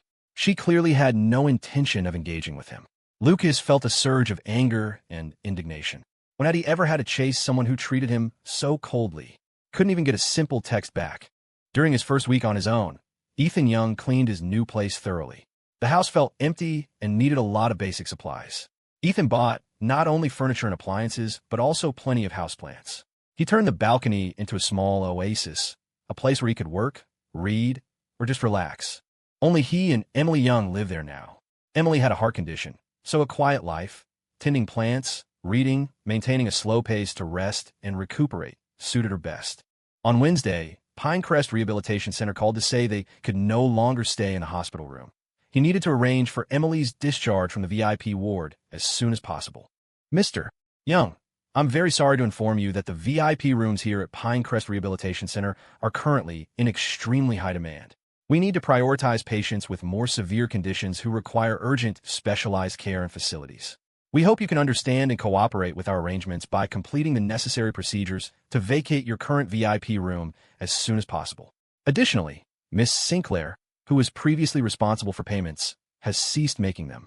From now on, you will be personally responsible for all subsequent medical expenses. Please ensure payments are made on time and in full so that your sister's treatment can continue without interruption. Okay. Ethan was remarkably calm when he took the call. I'll move Emily out within the week. This outcome was entirely expected. Because he had already planned to transfer her to another hospital, Ethan accepted it readily. Yes, Ethan was planning to transfer hospitals, not just rooms. The rehabilitation center where Emily was staying had top-tier doctors and medical equipment. Emily had been there so long, over a year now, without an episode, that besides the high cost, there were no other issues. It wasn't that Ethan couldn't afford to keep his sister there. His current savings were more than enough to cover Emily's medical bills. But this rehabilitation center belonged to the Sinclair family. In short, it was Serena's territory. Ethan worried Serena would use this to cause trouble, afraid the staff might mistreat Emily or provide inadequate care. Furthermore, his sister deserved the best rehabilitation center, the best treatment, the best room, and the best care. Maplewood wasn't short on good medical centers. They could go elsewhere, still find a VIP room. If that didn't work, they could leave Maplewood altogether. It was just the two of them, brother and sister, relying on each other. Couldn't they make a life anywhere? It wasn't like they had to live and die here. Knowing Serena, Ethan understood that if he gave an inch, she would take a mile. Ethan called Emily and briefly explained the hospital transfer. Emily reacted just as she had before, no objections. She always took things as they came, her attitude steady and optimistic. Ethan asked softly, "What do you want for lunch?" "I want clam chowder," Serena said. Lucas, sitting across from her, stared blankly, making her feel uncomfortable. "What's wrong? Don't you like clam chowder?" Serena asked. Lucas chuckled wryly. "It's not that I don't like it, it's that you don't. I remember back when we were in school, my family made seafood soup all the time, especially in middle and high school. Almost once a week, supposedly for omega-3s. Clam chowder was a regular. You tried it twice, and both times you got scratched by clam shells. After that, you wouldn't touch the stuff. If you had soup, it was lobster bisque, something without little broken shells." As he spoke, Lucas couldn't help but sigh. How have your tastes changed so much in 5 years? Many things can change a person's tastes. Growing older, environmental factors, or even another person. They say if you live with someone long enough, your tastes gradually align. Serena's heart skipped a beat. She had blurted it out subconsciously. She used to hate clam chowder, not because the soup wasn't good, but because dealing with the broken shells was too much trouble. The shells were small and numerous, and there wasn't much soup in a bowl to begin with. Filtering out the shells left almost nothing. She never had much patience. A single grain of sand in her mouth would make her spit out the soup along with it. If she wasn't careful and swallowed a piece, a broken shell could get stuck in her throat for ages. She'd had shells removed at the emergency room twice and was traumatized by it, avoiding anything with clams ever since. So why had Serena suddenly developed a love for clam chowder? Because Ethan made it. Once, when she was sick, Ethan had taken it upon himself to make her clam chowder. Before she could get angry, he was already holding a spoonful of the carefully strained, thick soup to her lips. Later, she tried clams prepared in various ways: grilled clams, clam pasta. Clams were plumpest in winter when the seawater was cold, making the meat firm, sweet, and fresh. Even Serena, who generally disliked seafood, would have 2 bowls. As long as Ethan was there, she never had to worry about leftover shell fragments. "I thought you liked it," Serena explained. "It's all right for me. It was mainly my mom who liked it. She used to make it whenever she had time. I got so sick of it back in high school. But hearing you mention it, I actually kind of feel like having some clam chowder now." Lucas quickly decided, "All right, let's find a restaurant and get some clam chowder for lunch. We got the soup covered. What about other dishes? Should I order you a lobster roll?" Serena didn't have much of an appetite. She shook her head. "Just the soup is fine. We can order the rest when we get there." At the same time, on a different table, sat a steaming bowl of seafood soup. Emily cleaned out every bit of clam meat, while Serena just stared at hers. Serena had specifically chosen a private kitchen restaurant in Seabreeze City whose chef had been featured on food shows. The pot of clam chowder was perfectly creamy white and smelled delicious. You knew it was good just by the aroma. Serena didn't eat the clam meat, just ladled a small bowl of the broth, took 2 sips, and put the bowl down. The taste was good, but it felt like something was missing. She looked at the clams in the pot without scooping any. They had ordered a lot of food, and much of it was left untouched. Watching Lucas calmly eating his seafood across from her, Serena thought of Ethan meticulously filtering shells for her, and a wave of unease washed over her. Today was Wednesday. Ethan had been gone for 4 days. She had thought the disruption to her routine would gradually fade, but she found herself thinking of Ethan more and more frequently. It used to be that she looked at Ethan and thought of Lucas. Now she looked at Lucas and thought of Ethan. What did Ethan have that compared to Lucas? He couldn't hold a candle to Lucas. Thinking about him so often wasn't because she missed him, but simply a lingering fixation on the time and energy she had invested in him over the years. Ethan's goodness was something she had cultivated, a project she had spent 5 years polishing. Suddenly discarding, it naturally led to a brief pang of regret. People are like that. They don't cherish what they have until it's gone. Like a dog at home. When the dog's there, you complain about the shedding and the smell. Once the dog is lost, seeing the dog food makes you want to feed it. Seeing the leash makes you want to walk it. And when you're sad, you want to pet it. Serena took out her phone. By now, Pinecrest Rehabilitation Center must have notified Ethan about moving rooms. He hadn't contacted her yet, but she believed he would soon. Forcing the room change was the first step. Next, Starlight Talent Agency would pressure him. Cornered, he would contact her, just like 5 years ago. It was just strange. She had made things very clear on the phone Sunday morning. Why hadn't Ethan's management team made a move yet? Serena Sinclair was trying to figure out where to hide Ethan Young once she got him back. Maplewood wasn't huge, but it wasn't tiny either. Hiding someone there should be pretty easy. Serena owned a lot of property. Pineview Estates was far from the city center, out in the woods, a good place to hide someone. Serena had been there twice with friends. It was perfect for picnics and barbecues with land and a pond. Ethan could grow some organic vegetables and fruits there, maybe do some fishing when he had free time. Lots of reality shows were filmed in the countryside these days, and many people online long for that kind of idyllic life. She figured Ethan would probably like it too. He was slow to warm up to people and had once casually mentioned to her that he liked a slower pace of life. Honestly, she treated Ethan really well. Besides Lucas Taylor, when had anyone seen her put so much effort into a man? She thought of everything, considered every detail. Without her, there wouldn't be the Ethan of today. Ethan should be eternally grateful to her. Even if he left, he should see her as his benefactor, not just block her contact. On Wednesday and Thursday, Serena went to Lucas's house.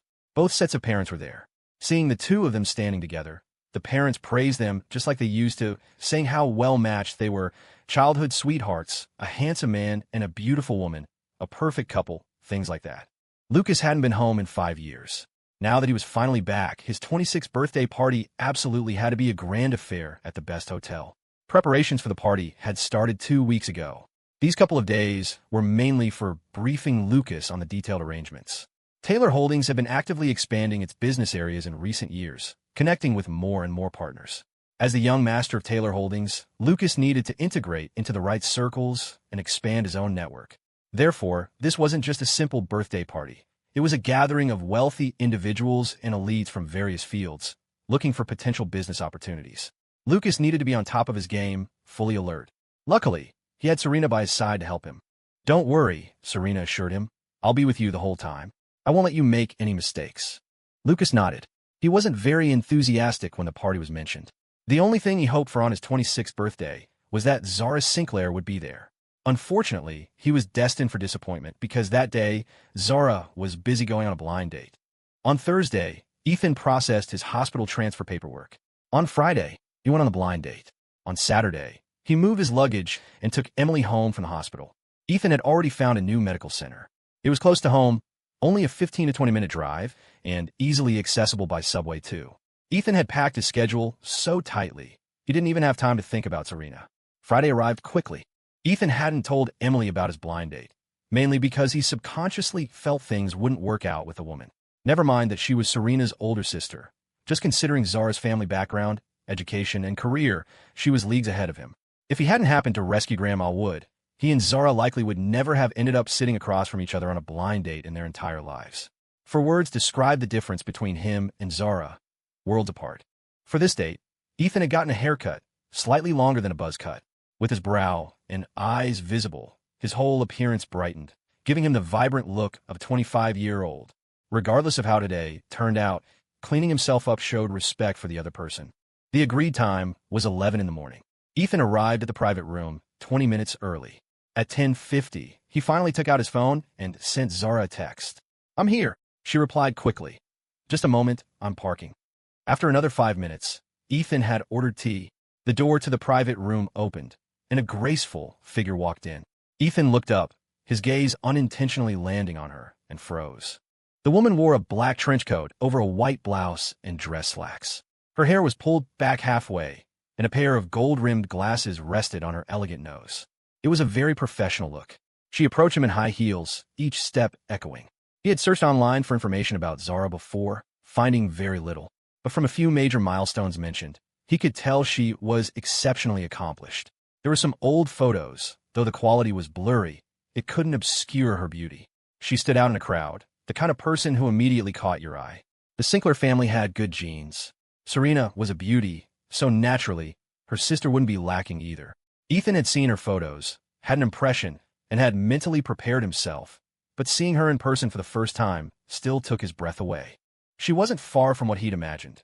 Cool and distant, clearly a powerful businesswoman at first glance. Her aura immediately marked her as someone extraordinary. She looked less like she was here for a blind date and more like she was here to discuss business. Ethan quickly stood up as he came to his senses. Before he could speak, she said, "Sorry to keep you waiting. I'm Zara Sinclair, your blind date." Their eyes met. A flicker passed through Zara's eyes, and her lips curved into a polite smile. "Not at all. I just arrived too," Ethan replied, feeling a bit awkward and nervous, unsure what else to say. "Let me reintroduce myself. I'm Ethan Young, 25, almost 26. They stood facing each other, neither having sat down yet. Now it was Zara's turn to study him. Ethan could clearly feel her gaze moving over his face. He wasn't sure if it was his imagination, but he felt Zara's look soften, as if even her glasses held some warmth. Zara extended her hand. "It's nice to meet you." Ethan looked down at her long, slender fingers and gently took her hand. "Nice to meet you too." He was about to let go when she suddenly tightened her grip. Ethan's heart skipped a beat, his eyes wide with surprise. He saw her smiling gently. "Mr. Young, there's a question I'd like to ask you." Ethan regained his composure. "Go ahead. Would you mind if your partner was 3 years older than you?" "I wouldn't mind. In that case, I have a form here I'd like you to fill out." "What kind of form?" "A marriage application." Ethan Young had assumed the form Zara Sinclair mentioned was some kind of matchmaking profile, something to gauge their compatibility. He never imagined she meant a marriage application. At first, Ethan thought she must have misspoke. He studied her expression carefully before realizing she was completely serious. It caught him utterly off guard. Ethan and Zara faced each other. Her expression remained gentle, her eyes behind her lenses like crushed ice melting in the sun. After a moment of stunned silence, Ethan said, "Miss Sinclair, isn't this a little fast?" Zara didn't answer immediately. Instead, she released his hand. "Fast? Why don't we sit down and chat properly first?" Zara sat, signaled for a waiter, and began flipping through the thick menu with slender, pale fingers. She looked down, wisps of hair falling across her forehead, obscuring her vision. As she scanned the menu, she reached up to tuck the strands behind her ear. The warm overhead light caught her perfectly. She didn't need to say a word.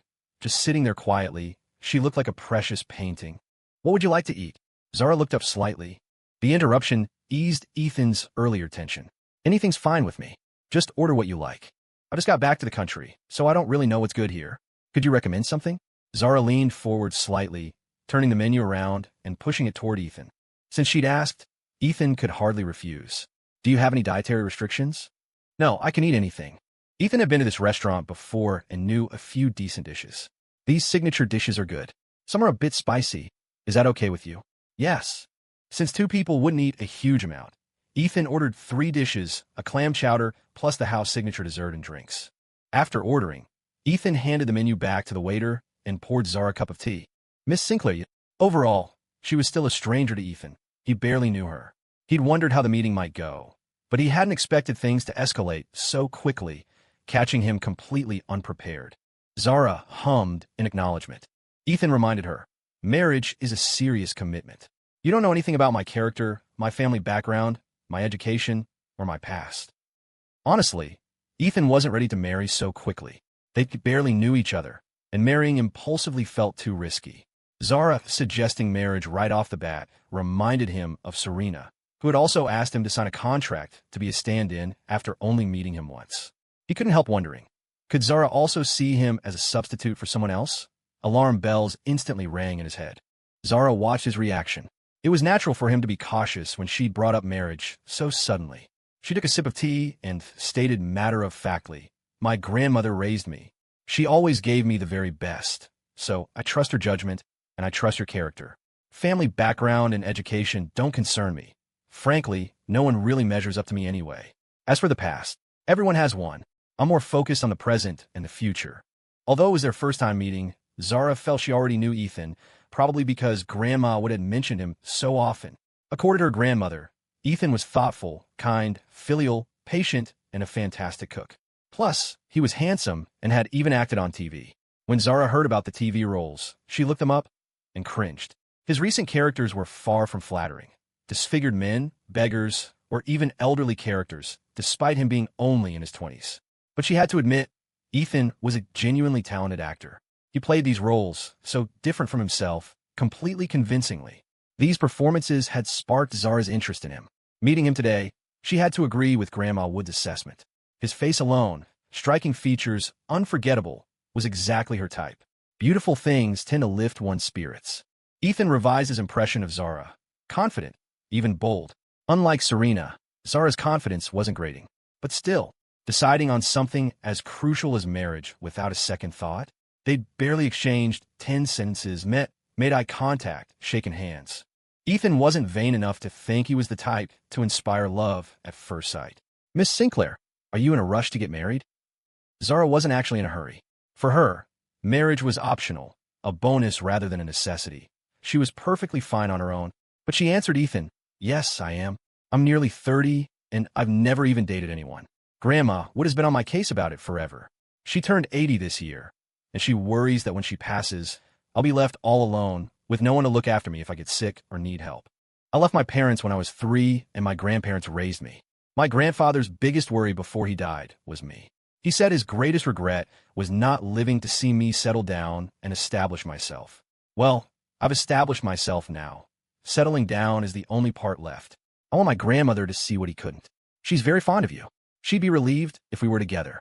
But didn't that just mean settling? Hearing Zara's explanation, Ethan could somewhat understand her position. "Ethan, think it over," Zara continued, her tone direct as always. "Marry me, and I promise I'll treat you well. I won't make you do anything you don't want to.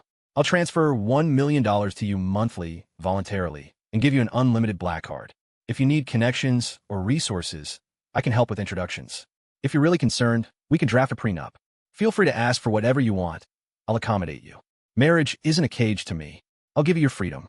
All I ask in return is respect and that you help maintain appearances. At least enough so Grandma Wood thinks I'm happy. When the time comes, if you want a divorce, I won't stand in your way." So Ethan's initial impression hadn't been wrong. Zara was indeed here to negotiate a deal. He mulled over her offer. Honestly, it was incredibly tempting. She was far more generous than Serena, tossing around millions like it was nothing. Ethan felt a knot in his throat. This was wildly different from what he'd anticipated. It was difficult to refuse, but also difficult to accept. Years of experience had taught him that alluring offers often hid traps. "Miss Sinclair," Ethan still found it hard to address her differently. "If you just marry some random guy, what will your family think? Surely no parents would want their exceptional daughter marrying such an ordinary man so carelessly." Zara replied breezily, "I don't care about them. What they think is irrelevant to me." "So you don't have a good relationship with your family?" "It's passable. We don't live together," Zara said. "You don't have to worry about them giving you any trouble." Hearing that, Ethan felt a sense of relief. He actually started to seriously consider whether he should marry her.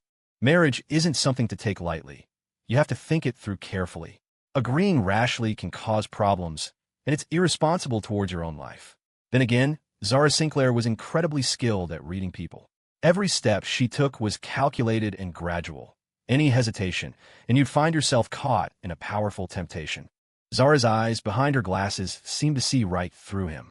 Ethan Young's heart skipped a beat, and he quickly looked away.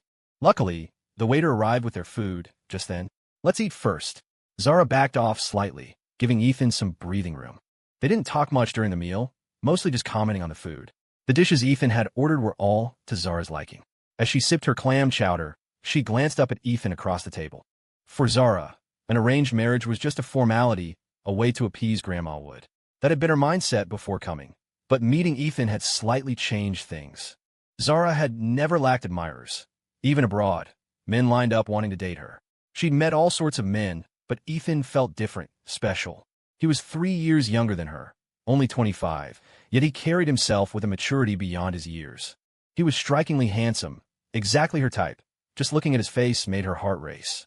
Beyond his good looks, the effortless confidence and charisma he exuded in every gesture drew her attention. Her glasses fogged up from the rising steam, so Zara simply took them off. Ethan happened to look up and met Zara's eyes. Without the glasses blocking his view, he could clearly see their shape, her pupils. Her upturned, almond-shaped eyes held a captivating allure. Her irises were a rare, bright black. Zara spoke. I think our tastes are quite compatible. Wouldn't you call that a kind of fate? Shared tastes could prevent some conflicts when getting along. They had just finished eating and hadn't exchanged more than a few words when Zara's phone rang. She first apologized to Ethan before answering. She didn't step away to take the call, indicating it wasn't important. The room was quiet, so even without speakerphone, the voice on the other end was faintly audible. As soon as Zara answered, a man's voice came through. Zara, have you eaten? It's my birthday today. Lots of people are here. Uncle and Auntie are here too. We're just missing you. The caller paused, then asked tentatively, do you have time to come to my birthday party? Zara's expression remained calm. I don't have time. She remembered telling him clearly a couple of days ago that she couldn't make it today. Why was he calling again? The caller persisted. Not even later today? What about tonight? Or tomorrow? No. Zara, we're about to cut the cake here. Can you just wish me a happy birthday? Zara was starting to feel impatient, but her face remained impassive. If there's nothing else, I'm hanging up. Wait, Zara, it's okay if you don't. Afraid of upsetting her, Lucas Taylor quickly changed the subject. Do you want some 5-tier cake? It's from that brand you love. I had them make a separate one just for you. I can send it over right now. No, thank you. As soon as the words were out, Zara decisively ended the call. The entire exchange took less than 3 minutes. The contrast made it clear. Zara's attitude towards Ethan was actually quite considerate. Ethan hadn't meant to eavesdrop, but it was so quiet that the voice from the phone inevitably reached his ears. If you have something to attend to, we can end this early. I'm fine. Zara put down her phone. We've had lunch. Any plans for the afternoon? Want to see a movie? The new Oppenheimer film has been getting good reviews. Zara nodded. While eating dessert, something occurred to Zara. A smile played on her lips as she said, I hear you're very good at making desserts. My grandmother raves about your cakes and cookies, says your skills rival the chefs at Jean Georges. That's an exaggeration. I only know how to make simple home-style things. Zara nonchalantly swirled the drink in front of her. But I really want to try them. What should I do? Then I'll make some and bring them to you next time. It's a deal, then. I want to try those New York cheesecake cookies you often make for my grandmother. Okay. Just like that, in a few words, their second meeting was arranged. Zara beamed. Shall we book the AMC tickets then? I'll do it. Ethan took out his phone, pulling up the movie he had saved for a while. Just as he was about to show Zara, an unknown number called. You should get that. Okay. Worried it might be Pinecrest Rehabilitation Center, Ethan answered the call, holding the phone to his ear. Hello. It's me. A woman's voice. Ethan was confused for a moment, then asked quietly, Who is this? Did you dial the wrong number? Ethan Young. You don't even recognize my voice anymore? The voice was instantly recognizable as irritable, sharp, and piercing, likely loud enough for Zara across the table to hear. This time, Ethan finally placed it. It was Serena Sinclair. He shot a quick glance at Zara, then asked, What is it? Ethan Young, you unblock my number right now. And my iMessage. Serena's voice came through the phone, followed by a heavy sigh. These past couple of days should have taught you a lesson. You can't do anything without me. Since I'm in a good mood today, apologize, admit you were wrong, and I'll forgive you. I'll let you come back to me. I've even arranged a place for you. There's a villa in Pineview Estates. It'll suit you perfectly. Ethan furrowed his brow, glanced at the sky outside, and said uncertainly, It's not even nighttime yet. What are you dreaming about? What? Ethan was speechless. He thought Serena must have taken the wrong medicine recently and fried her brain. She couldn't even understand plain language anymore. Just last week, she was the one who told him to leave, making it crystal clear that the stand-in contract was over, and they were strangers from then on. Now she was demanding he come back, claiming his punishment was over. Leaving her was a lesson? It was clearly a reward, wasn't it? They had already gone their separate ways. He had no obligation and wasn't about to waste time arguing with Serena. He had already said everything that needed to be said. He wasn't some masochist trading a golden opportunity for a prison sentence. Ethan lowered the phone and hung up, the entire sequence smooth and decisive. Finally, he made sure to block this number too. In all these years, this was the first time Ethan had ever unilaterally hung up on Serena. During his time as her stand-in, Ethan used to keep his phone on 24/7 because Serena demanded he be available at her beck and call. Not only that, she had even given him a custom Apple Watch to track his location. He had no freedom, like a dog fitted with a tracking collar, completely stripped of dignity. 3 hours earlier, Serena Sinclair was at Lucas Taylor's birthday party. She stayed by Lucas's side, mingling with Wall Street elites, making introductions for him, and sharing her network. Lucas hadn't been back in the country for 5 years, so he'd forgotten many faces. Thankfully, Serena discreetly prompted him, saving him from embarrassment. By the end of the event, he felt exhausted.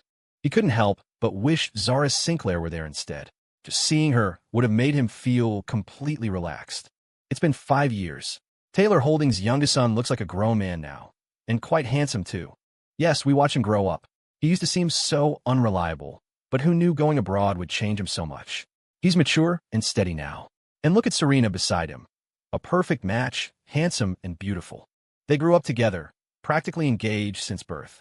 Their families are well matched. They know each other inside and out. They're truly suited for each other. Maybe we'll be toasting them with champagne towers soon. Lucas must have come back for the wedding with Serena, right? They're not getting any younger. Past 25, heading towards 30. It's about time they got married. These comments constantly buzzed around Lucas, making him deeply uncomfortable. Serena was wonderful, but compared to Zara, she was nothing. Not even close. Lucas, looks like things are getting serious between you and Serena. Both families throwing this birthday party for you right after you returned. The Sinclairs must already consider you their son-in-law. It's still early days, Uncle Jiang. Uncle Jiang clapped him on the shoulder, his eyes full of approval for the younger man. He seemed about to say more, but Lucas turned and hurried away. Uncle Jiang, I'm going to find my sister. Why don't you find a seat? Hey, this kid running off so fast. Looks like those 5 years did his health good. Lucas wasn't an only child. He had an older sister, Jessica Taylor, and a younger sister, Alice Taylor. Taylor Holdings didn't favor sons over daughters. Ability determined responsibility. Currently, Jessica was managing the company. Now that Lucas was back, he needed to be assigned a position to see what he was capable of. This birthday party was ostensibly for Lucas, but it was also a test from his family. So far, he hadn't made any mistakes. He was doing acceptably well. Lucas turned and walked away, not actually going to find his sister. He was in a terrible mood. Everyone here today kept bringing up either him or Serena, tying them together inextricably. He truly feared he might end up being forced to marry Serena. If Zara hadn't come into his life, perhaps Serena would have been a good choice. They grew up together, and when he was sickly as a child, Serena had helped him a lot. But feelings couldn't be manufactured just because someone had helped you. He simply didn't have romantic feelings for Serena. Given the relationship between their families, he couldn't easily refuse her directly. If only Zara liked him, then he wouldn't have to force himself into this just to maintain family ties. They were both Sinclair daughters, so why couldn't he choose the one who truly suited his heart? Lucas sat in a lounge for a while, trying to figure out what to do, until his older sister, Jessica, called. Lucas, where did you go? It's time for you to come out and cut the cake. I'm in the lounge. Give me a moment. I'll be right there. The lounge. Jessica asked with concern. Are you feeling unwell? You sound a bit down. No. Okay, good. Hurry up then. I'm hanging up now. After hanging up, Lucas didn't leave immediately. Instead, he scrolled through his phone, looking at his chat history with Zara. His longing to see her reached its peak. Jessica was waiting, so Lucas couldn't delay any longer and hurried downstairs. A 5-tier cake, taller than a person, was rolled out. It had taken 3 days and 2 nights to create, cost $100,000, and was exquisitely crafted. When Lucas appeared, the crowd gathered around him, and Serena was gently pushed to stand by his side. Happy birthday to you, Lucas. Happy 26th birthday. The birthday song echoed through the resplendent hall of the Waldorf Astoria Hotel as Lucas was surrounded by friends and family celebrating his birthday. Lucas wore a white Tom Ford suit with a bow tie, looking elegant, distinguished, and every bit the Prince Charming girls dream of. Many young heiresses in the room stole glances at him, envying Serena for landing such a fine man. Of course, Serena was no less stunning, dressed in the latest fall collection Oscar de la Renta silver gown. The dress perfectly accentuated her figure, showcasing her curves. Standing next to Lucas, they made a strikingly handsome couple. Lucas, Serena said softly, personally lighting the candles. Make a wish and blow them out. Lucas glanced around at the expectant faces, then clasped his hands together, closed his eyes, and fervently made his wish. I wish Zara would fall in love with me and marry me. He only made that one wish. He worried if he asked for too much, fate, or whatever powers that be, might think him greedy and not grant it. At that moment, he missed Zara more than ever. Back when he was in Y Country, whenever he couldn't see Zara, he would secretly seek her out, watching her from hidden corners where she wouldn't notice him. Or he'd gaze at her photo, lost in thought. Come to think of it, he hadn't seen Zara in almost 2 weeks. Since returning, he had visited the Sinclair family home and wandered around Maplewood, discreetly asking around. But he hadn't found any trace of Zara. Why was it so difficult just to see her? Their families were so close, their relationship so good, and they both lived in Maplewood. Lucas felt a wave of disappointment, so strong it showed on his face. Why the long face while making a wish? His mother asked, ruffling his hair gently. Lucas looked up. Because it's a big wish and not easy to achieve. His mother said fondly, well, tell me what it is. Let's hear what wish is so hard to achieve. Her son had finally returned. If he truly had a wish, she, as his mother, would do her best to help him achieve it, provided it wasn't too outrageous. Lucas hesitated, pressing his lips together, ultimately keeping his true wish to himself. He shook his head. This is a wish only I can fulfill. When the time is right, I'll tell you and Dad. Playing mysterious now, are we? Laughter rippled through the surrounding guests. Serena handed him the cake knife. Birthday boy, time to cut the cake. Cutting such a huge cake for so many people wasn't easy. Luckily, there were plenty of knives, so Lucas handed some out for others to help. Don't cut the top tier. Save it for me. He wanted to save it for Zara. Naturally, no one objected to the birthday boy's request. Even without the top layer, there was more than enough cake to go around. After the cake was cut, Lucas took his slice and found a place to sit. He tasted the frosting. The rich, creamy flavor spread through his mouth without being overly sweet. Through years of careful observation, he knew Zara loved macarons. Thinking of her, he sent Zara the photo he'd taken of the cake earlier. When she didn't reply, he put down his plate and found a quiet corner to call her. The call connected, and Zara picked up. Just the thought of hearing Zara's voice made Lucas's mouth go dry. He began, Zara, have you eaten? It's my birthday today. Lots of people are here. Your parents came too. You're the only one missing. Do you have time to come to my party? He bit his lower lip after asking. No time. How could you not have time? Her entire family, the Sinclairs, are here. Is she the only one who's busy? Besides, he'd asked Mr. Sinclair, who confirmed Taylor Holdings wasn't busy at year-end. So, Zara Sinclair wasn't unavailable. She simply didn't want to come. She was so indifferent, she couldn't even be bothered to make up an excuse. It was downright callous. Lucas Taylor wasn't ready to give up. She said she didn't have time? Fine. He'd keep asking until she gave him one. He refused to believe she could be busy forever.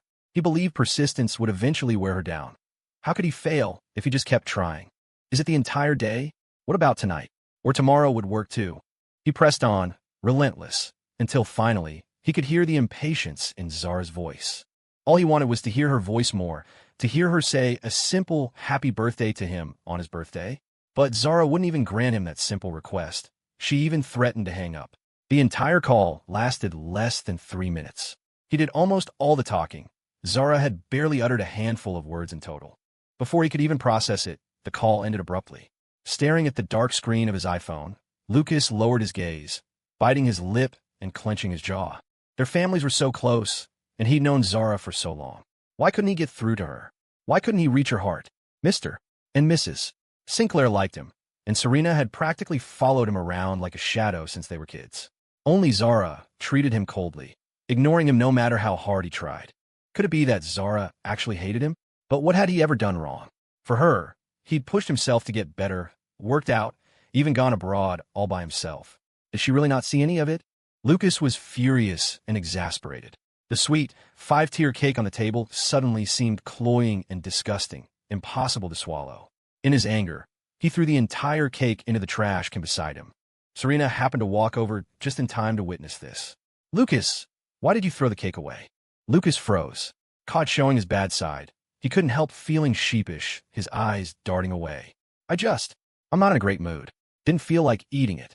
But you seemed fine just a moment ago. Serena was observant. She had already noticed something was off with his mood when he was cutting the cake. Maybe I'm just tired lately. Plus, I'm still adjusting from the jet lag. I even had insomnia last night. Lucas fumbled for excuses, trying to brush her off. Serena nodded. That makes sense. You only got back a few days ago, and then you had to deal with this huge charity gala. It's normal not to feel adjusted yet. She stepped forward, wanting to comfort him. But Lucas suddenly stood up, deftly dodging her approach. Serena, my stomach's bothering me a bit. I'm going to the lounge to take some Prilosec. Can you handle things out here for me for a little while? Serena looked concerned. Is it bad? Should we go to Mount Sinai Hospital? No need, it's an old problem. The medicine will help. Lucas had never been in robust health. He could manage it carefully at home, but going abroad with its different diet had wrecked his stomach. Because of this, Serena didn't doubt his excuse about stomach trouble. After watching him get into the elevator, Serena sat down in the chair Lucas had just vacated. She took out her iPhone, initially just intending to check it, but somehow found herself scrolling to Ethan Young's number. She dialed it, but just like the past few days, the call didn't go through. She was still on his block list. Shouldn't Ethan be desperate by now, cornered and ready to come crawling back to her? After all, Pinecrest Rehabilitation Center had already notified him about moving rooms. She had stopped paying the exorbitant medical bills, and she made sure, through subtle hints, that his agency, Starlight Talent Agency, wouldn't make things easy for him. Everything felt just like it had 5 years ago. So why the radio silence? Why hadn't she heard a peep from him? The quiet, unnerved Serena, making her feel flustered, as if something was slipping from her grasp, escaping her control. Just then, a server walked past. Serena called out, "You, come here a moment." The server paused, startled, then quickly approached her. "Let me borrow your iPhone for a second.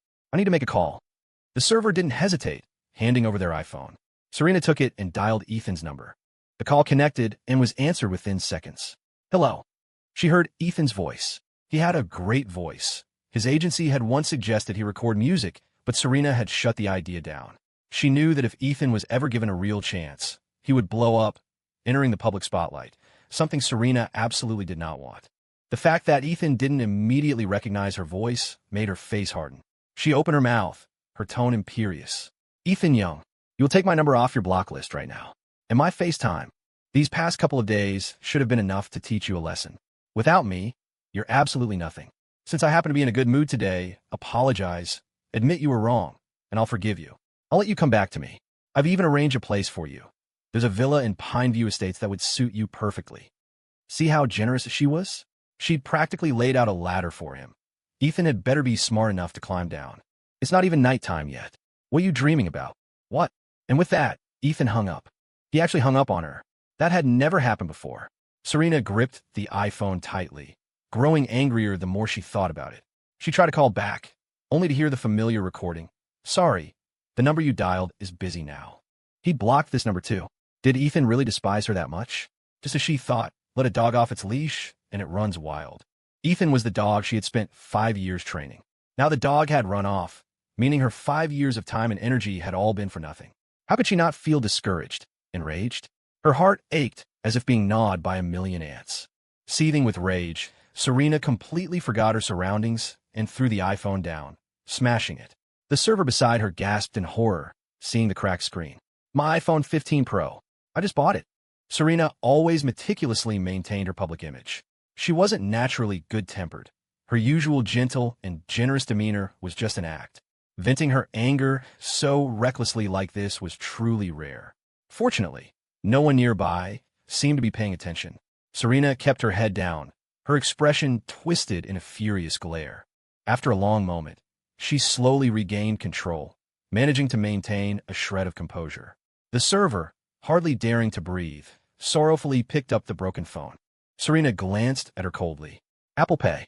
I'll send you the money for the phone." The server nervously brought up their payment code. Serena scanned it with her own phone and sent 20,000. "Is that enough?" Seeing the amount, enough to buy 4 iPhones, the server quickly nodded. Enough. After the server left, Serena called Ethan's agent, David Johnson. "Why haven't I heard anything about Ethan lately?" David Johnson hesitated before replying. "Miss Sinclair, Ethan has terminated his contract with us at Starlight Talent Agency." "Miss Sinclair, Ethan terminated his contract with Starlight Talent Agency." David's voice was hoarse, sounding utterly defeated. "Terminated?" Serena's eyes widened, bloodshot. "Who gave you permission to let him go? If I remember correctly, you signed him for 8 years. It's only been 6. There are 2 years left." Doesn't he have to pay a penalty for breaking the contract early? Her once pretty face twisted with fury at his words. The calm she had struggled to regain vanished, replaced by an even greater fury. She breathed rapidly, her chest heaving. David didn't dare admit Ethan had used the agency's dirty secrets as leverage. Instead, he shifted the blame to Serena. Isn't Ethan your guy? I assumed this was what you wanted, so I didn't really try to stop him. Besides, Ethan's been a nobody at the agency for years. Having him or not doesn't make much difference. I made myself perfectly clear on the phone the other day. Are you incapable of understanding plain English? Why didn't you call me before letting him walk? David mumbled evasively, unable to give a straight answer. The termination papers were already signed. It was too late to go back now. David was furious with Ethan too. Just thinking about what happened that day made him feel suffocated. Ever since Ethan left, his boss, Mr. Lee, had been giving him grief, and now Serena was blaming him too. Was he some kind of punching bag for everyone to kick around? David didn't dare lash out at Serena, so he silently cursed Ethan. Then, an idea struck him. Miss Sinclair, Ethan's your man, isn't he? If the gentle approach doesn't work, play hardball. He has no money, no connections, and a sick sister weighing him down. It would be easy for you to crush him. Although David didn't know the specifics of what had happened between Ethan and Serena, he could piece together the general situation from their conversation. He figured their stand-in arrangement must have ended. Ethan wanted out. Serena couldn't let him go, and now she wanted David to help pressure Ethan into coming back. David added venomously, "If you ask me, Ethan is being completely ungrateful. He's forgotten who's been supporting him these past 5 years. If it weren't for you, his sister Emily would probably be dead by now. You should teach that ungrateful brat a lesson. Make it impossible for him to survive in Maplewood. Once he can't pay her medical bills, he'll come crawling back to you, just like 5 years ago. Serena basically kept him for 5 years. All he knows is acting, and mostly in terrible movies. He'll probably try to stick with acting. One word from Serena, and he won't be able to find any work in Hollywood. He'll have no choice but to come back, whether he wants to or not. However smug Ethan felt leaving the agency, that's how miserable he'll be later." Serena didn't respond. She certainly had the power and means to force Ethan back in a line, but taking action would cause a scandal. Everyone around her would find out she'd kept a stand-in for the past 5 years, especially Lucas. To Lucas, she had always cultivated an image of being bright, generous, confident, and gentle, someone with minor quirks but easily appeased, leaving only positive impressions. If that image shattered, how would he see her? This was what liking someone meant, she supposed, carefully maintaining a good image, caring deeply about his opinion, exhausting but captivating all the same. David trailed off after his long speech, noticing Serena hadn't reacted, and fell silent. He and the others had always assumed Serena was just amusing herself with Ethan, that it was a passing fancy. But they'd forgotten the old saying about trifling distractions. Playing could become addictive. Serena's mind raced. In that moment, Lucas was completely forgotten. All she could think about was the quickest, most effective way to get Ethan back. Initially, she thought cutting off Emily's medical funding and forcing them to change rooms would be enough to make Ethan see reason. She hadn't expected him to be so stubborn. The more defiant Ethan was, the more it ignited her competitive streak. Before, she'd merely treated Ethan like a pet dog. Now, she genuinely wanted to turn him into one, perhaps even kept on a leash, locked in a cage. Since Ethan has terminated his contract, there's no longer any need for our partnership to continue. Hearing Serena planned to pull her investment, David panicked. "Wait, Miss Sinclair," he yelled, but she ruthlessly hung up before he could finish. Serena had never thought much of the agency, anyway. The money she'd poured into it over the years had yielded negligible returns. It was practically a total loss. If it hadn't been a way to control Ethan, she never would have invested a dime. Shortly after hanging up, Serena saw Sophia Sullivan approaching. "Serena," Sophia said, sitting down beside her, "I've been looking all over for you. Hiding out here? Where's your Lucas?" She glanced around. His stomach was bothering him. He went to the lounge to take some medicine. Sophia leaned in conspiratorially. "So how are things with you and Lucas? He's back for good this time, right? Are the families going to start planning the wedding soon?" "It's still early," Serena replied, perhaps not even realizing herself how little her thoughts were focused on Lucas right now. Sophia didn't say anything, just studied Serena with a meaningful look. In the past, Serena would have already been making plans. Engagement, wedding, honeymoon in Bora Bora. "Has Ethan reached out to you?" At the mention of his name, Serena's breath caught. "No, he terminated his contract with the agency." Sophia looked incredulous. I can't believe it. He always seems so spineless. I never thought he'd just up and leave without a word. His sister's still being treated at Pinecrest Rehabilitation Center. He'll come crawling back to you eventually. What else can he do? He doesn't know how to deal with people. He's introverted, useless, has no skills besides taking care of you. He doesn't even have the guts to ask for forgiveness. Once he's away from you, he'll realize how hard life is. He's probably regretting it already.